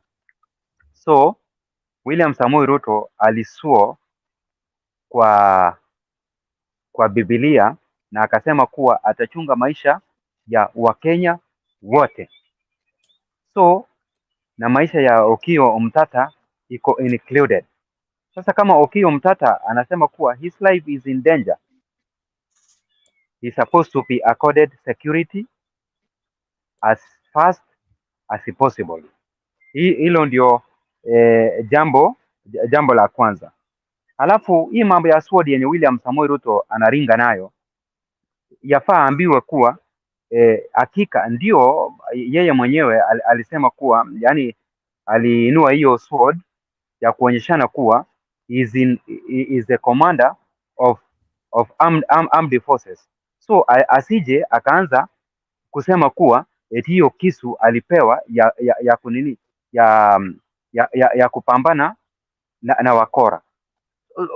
Who is he kusema kuwa atapambana na wakora, na koti ziko? Kama anaona kuwa kuna mtu ambaye anamtishia, basi ampeleke kwa vyombo vya sheria ambavyo vimewekwa, so that hatua ichukuliwe kwa whosoever mwenye anafanya nini, anamthreaten. Lakini asije akasema kuwa alipewa hiyo kisu akate whosoever mwenye atafanya nini, mwenye atapinga zile vitu zenye amelay forward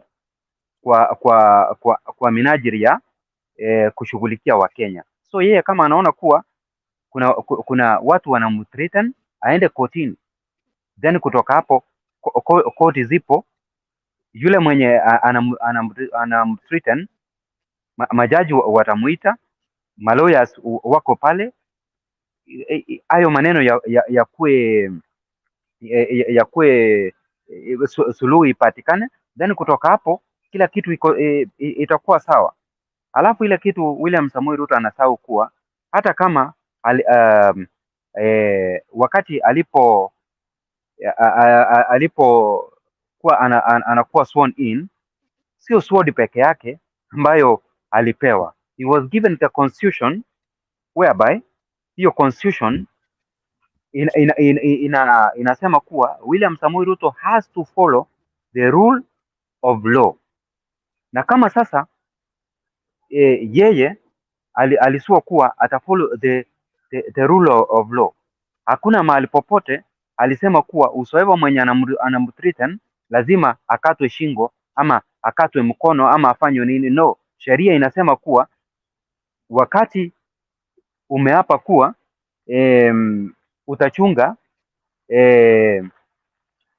utachunga Wakenya as per zile rules ambazo ziko laid in the constitution, so he is supposed to adhere to the constitution at large. Lakini William Samoei Ruto wakati anakimbilia sword, hiyo ni indicator ya kuonyesha kuwa he assumed kuwa hakuna constitution, so ameweka constitution kando, anataka kuja na hizi vitisho za pesa 8 za kutumia sword, and that is wrong, because kama ataamua kutumia sword na awache constitution, then wa Kenya, it is the right time kujua kuwa this is the dictator ambaye because dictators they don't work as per the constitution. Wanaenda contrary to the constitution, because hakuna constitution in any iwe maybe constitution ya shetani peke yake ndio inakuallow utende kinyume na mapenzi ya Mwenyezi Mungu, lakini all constitution on all governments in this world zina ensure kuwa maisha ya wale ambao wako ya chini ya kiongozi yule mwenye amesuo in yanachungwa. At the same time kama ni basic needs zao zimeangaliwa, dignity lazima iangaliwe, na hiyo yote inaletwa na constitution. So wakati William Samoei Ruto mnaona anakimbilia sword, anaacha constitution, ujue kuwa this is the dictator, na dictator mara mingi lazima aondolewe uongozini. So this is the right time wa Kenya tujue kuwa we are supposed to we have lawyers. Au lawyers inastahili waende wakimbie kotini. William Samoei Ruto aambiwe kuwa aache hizi vitisho za pesa 8 zenye ako nazo, ama na koti zetu. Sasa hii ndio shida, koti ya Koome, that is the problem ambayo sasa hivi yani Wakenya tuko katika njia panda, cause angalia sasa Okiya Omutata amekimbia kwa hospidi hataki yeye mwenyewe andikishe maybe a report kwa OB, so that in case kitu yote itamtendekea tutarifaa sisi kama Wakenya tutarifaa kuwa je, huyu bana alienda akaripoti. Sasa wakati wanapomzuia asiandikishe, which means kuna hatari. So it is high time wa Kenya tulete vichwa vyetu pamoja, tuone ni jinsi gani tutaanza kumwondoa huyu William Samoei Ruto uongozini, cause mtu akiachana na mambo ya katiba, aanze kutuletea sword. Hiyo inamaanisha kuwa anataka kuanza kuleta mambo ya Rivayala style ama Kishakahola, and that is lazima wa Kenya tuwe na hofu. So ukipata kiongozi kama huyu lazima wa Kenya tuwe na uoga, na hiyo uoga ile kitu ambacho inafaa tufanye sasa. It is high time tuambie kwa sauti moja tuseme kuwa William Samoei Ruto must go. So hayo ndio machache ambayo niko nayo kulingana na the issue of sword manenos na the life of Senator Okiya Omutata kuwa threatened. So back to you, Mr. Bernard. Okay, thank you, Mr. Harun. We appreciate that great outlook on the whole scenario. And everybody, please, let's stay safe. We need you alive so that we can fight together until we win. But my appeal is mainly to the senior citizen of this country. I feel so much sad that our senior citizens in this country are folding their hands when they clearly see that Ruto and team are leading this country astray. I don't know whether it is the constitution that forbids them, but any responsible father will not sit in his house, fold his hands when his sons are burning the family house or selling off the family land. I still ask, where are the elders in this country? Where did they go? We see them being paraded during elections. All Luo elders, Kaya elders, Njurinjeke elders, Luya elders. Where are they now? Are they waiting for any other more signs to see that this young man is not leading this country in the right direction? I thought this is the time for them to blow the trumpet and say, no, no, no, no, no, no. We left for you to govern this country, but you are destroying it, and we will not watch you destroy it. What happened to the Mount Kenya Foundation? Where did they go to? Is in this country their country as well? I speak to you from wherever you are. Let your conscience begin to talk again and call you to order. Mr. Njeremani, as we close, I think, will you spare time on, today is when? On Friday, we look at what is the trouble with Kenya in details.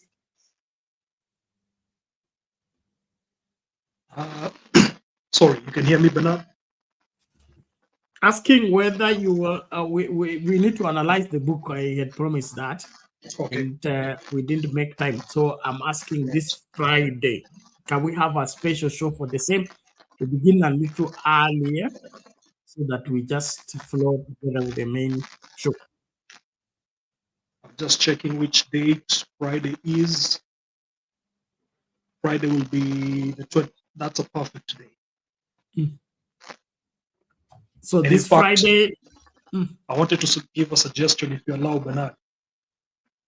carry on. Maybe you can invite our show participants and viewers to share with you questions they would like us to address widely about the trouble with Kenya. And then I will find references in the narrative to illustrate some of those questions. Okay, although most of our audience are spontaneous, so those questions will rise up right when the show starts. But I think I'll make an earlier poster. You send me your picture on WhatsApp. I make an earlier poster so that it will be anticipated. Then we'll begin 1 hour early, then last through until we exhaust all the questions and the required answers on what is the trouble with Kenya. Allow me a comment.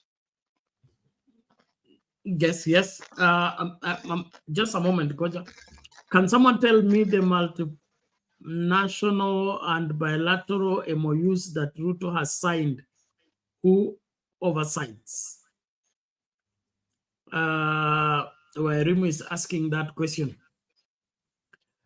Most of what Ruto does only exists in his head. Okay, how Asala Fund is doing well, only Ruto knows. How many people he has hired on the housing project, only Ruto knows. How the economy is doing very well, only Ruto knows.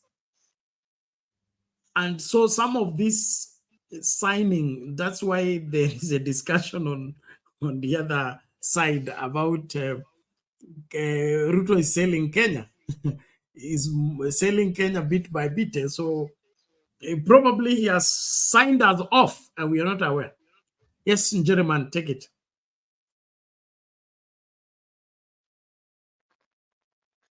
So the comment I wanted to make is with regard to the statement you just made there.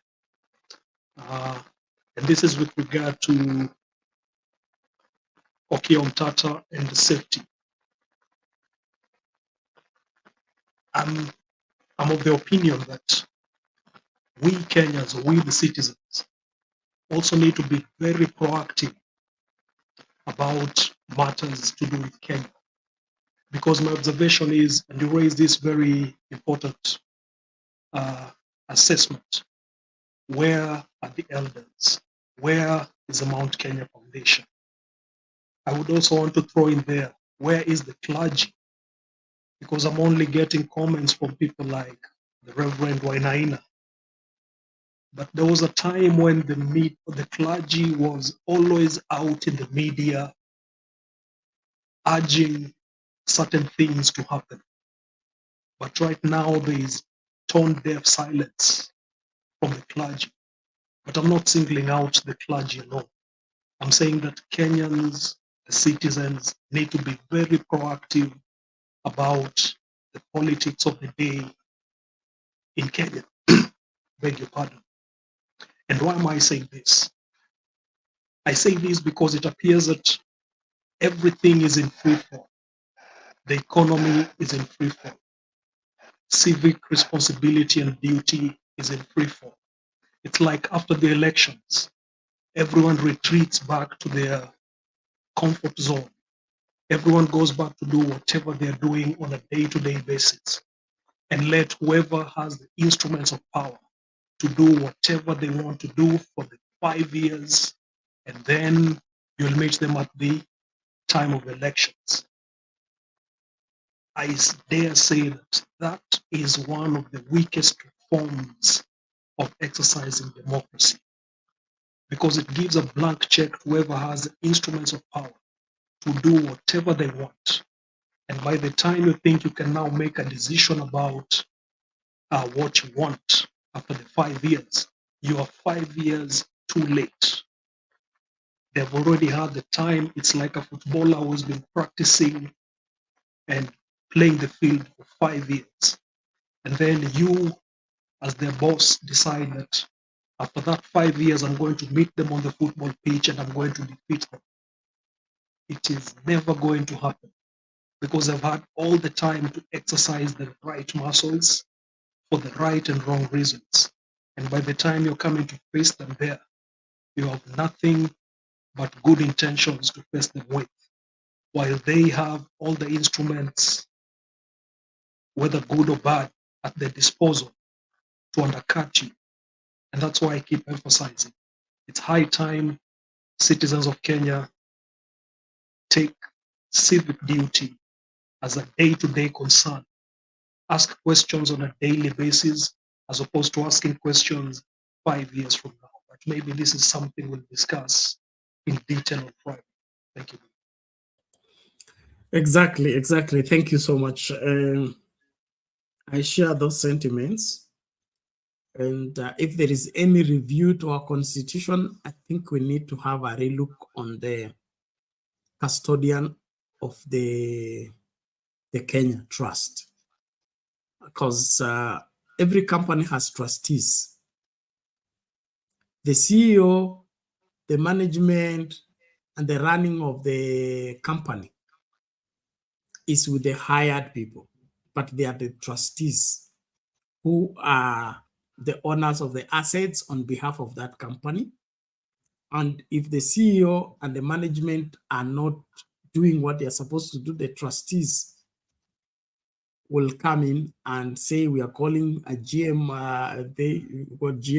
general meeting to relook at the company and its performance. Who are the trustees of this country?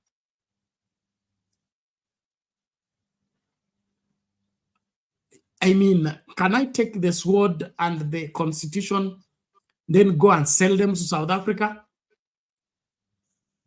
Or hire them out the 5 years I'm in power? I can retrieve them if I want to. Do we have the trustees of this country? The army seems just to be there. And so is the parliament, so is the judiciary. So I think this country is very vulnerable. And that's why these people who are seeing on how to take advantage of the situation, no wonder they're messing up without caring, because nobody is in charge.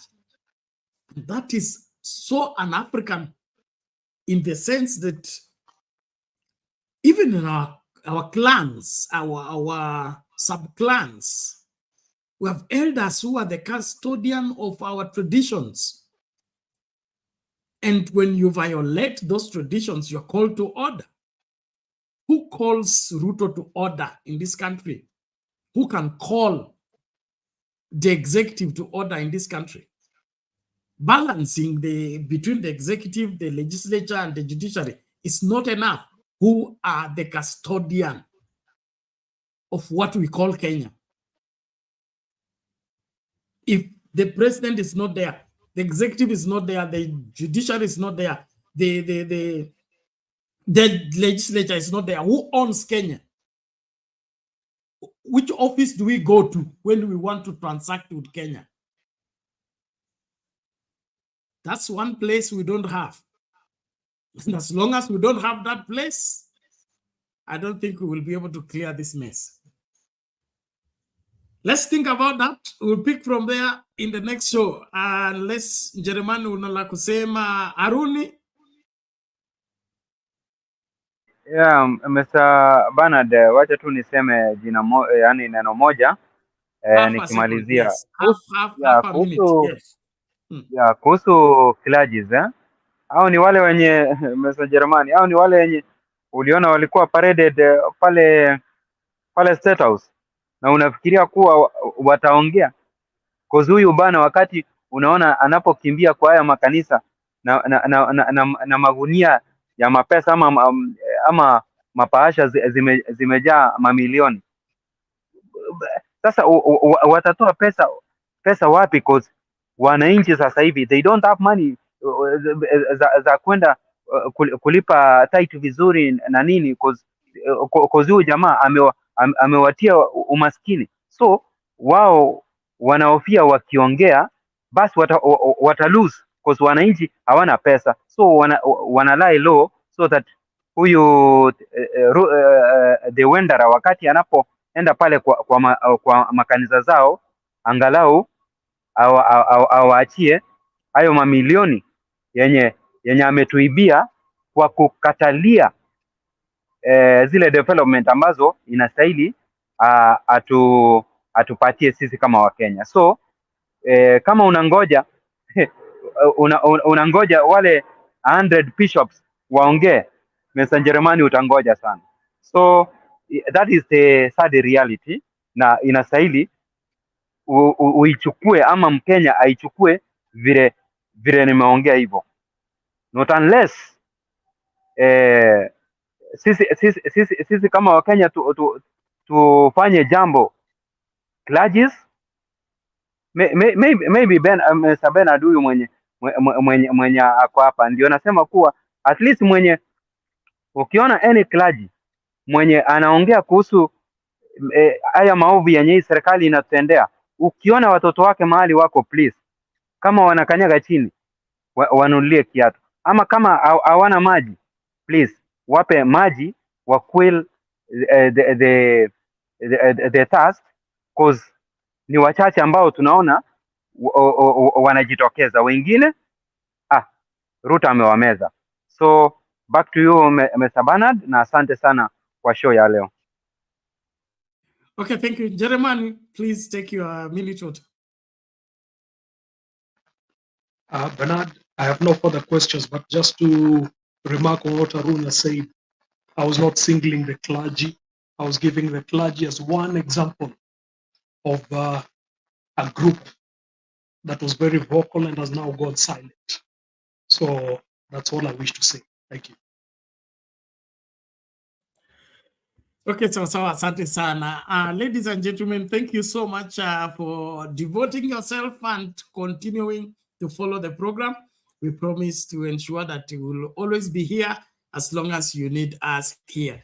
Back on the verdict of the final of our poll question, we were asking, does William Ruto's actions reveal that he is against following the rule of law? 18 votes on Sound Country Talk Live, and of the 18 votes, 94% say yes, 6% say no. Let's look on this other channel, Sound Country Talk. Right now, 161 votes cast. Does William Ruto's actions reveal he is against following the rule of law? 87% say yes, 13% say no. Those are the verdicts of our poll question, which is proving that the majority of Kenyans don't trust William Ruto, and they are able to read through his imaginations that he's trying to paint Kenya as if it is white when everything is black. Well, I want to really appreciate all of you for your commitment and continued followership. Thank you for your support, even as we begin to get closer to Christmas. We really want every one of you to ensure that you are safe wherever you are, and you are having a Merry Christmas and a prosperous New Year without Ruto. So make sure that you do what is right, that will kick Ruto out of the picture so that we can have our country back and be able to enjoy what it avails. God bless you. Let's meet in the next show.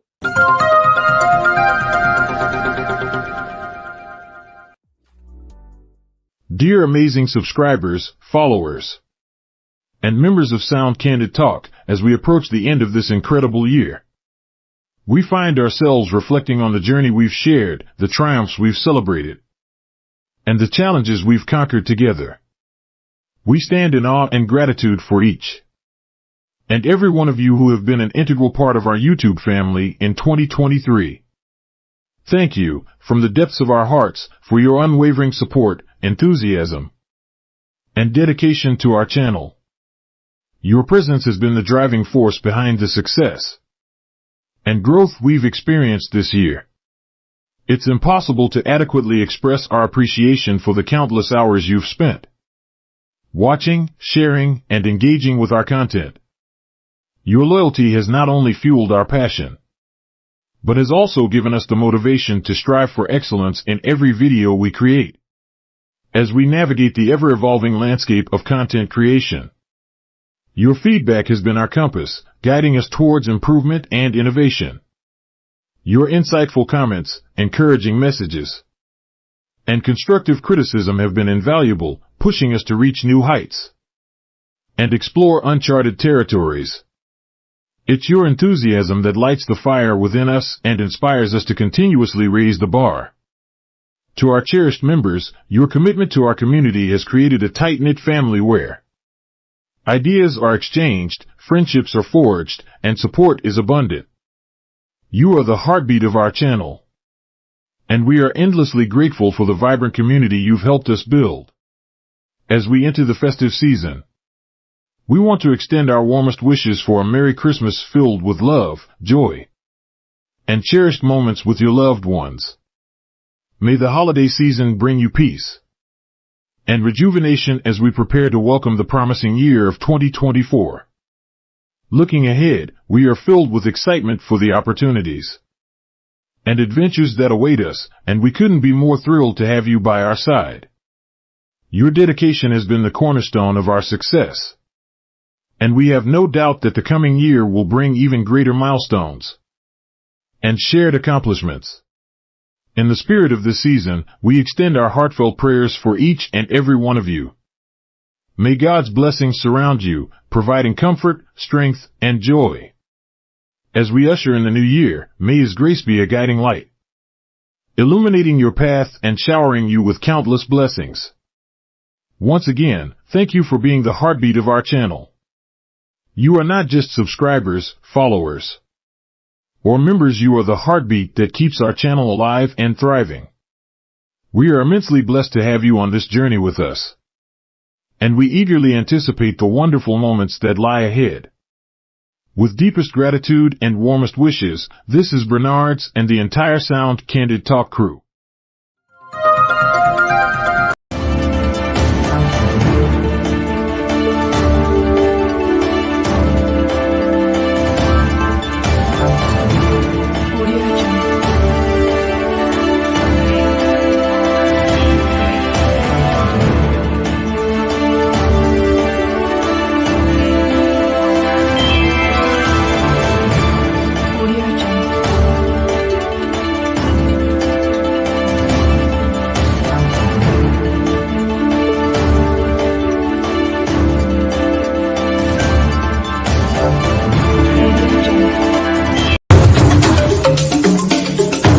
Sisi vile vile sio wote ambao wanataka ugomvi kwa sababu ya ugomvi. Niwaambia nyinyi ni wajinga mkimpata Ruto.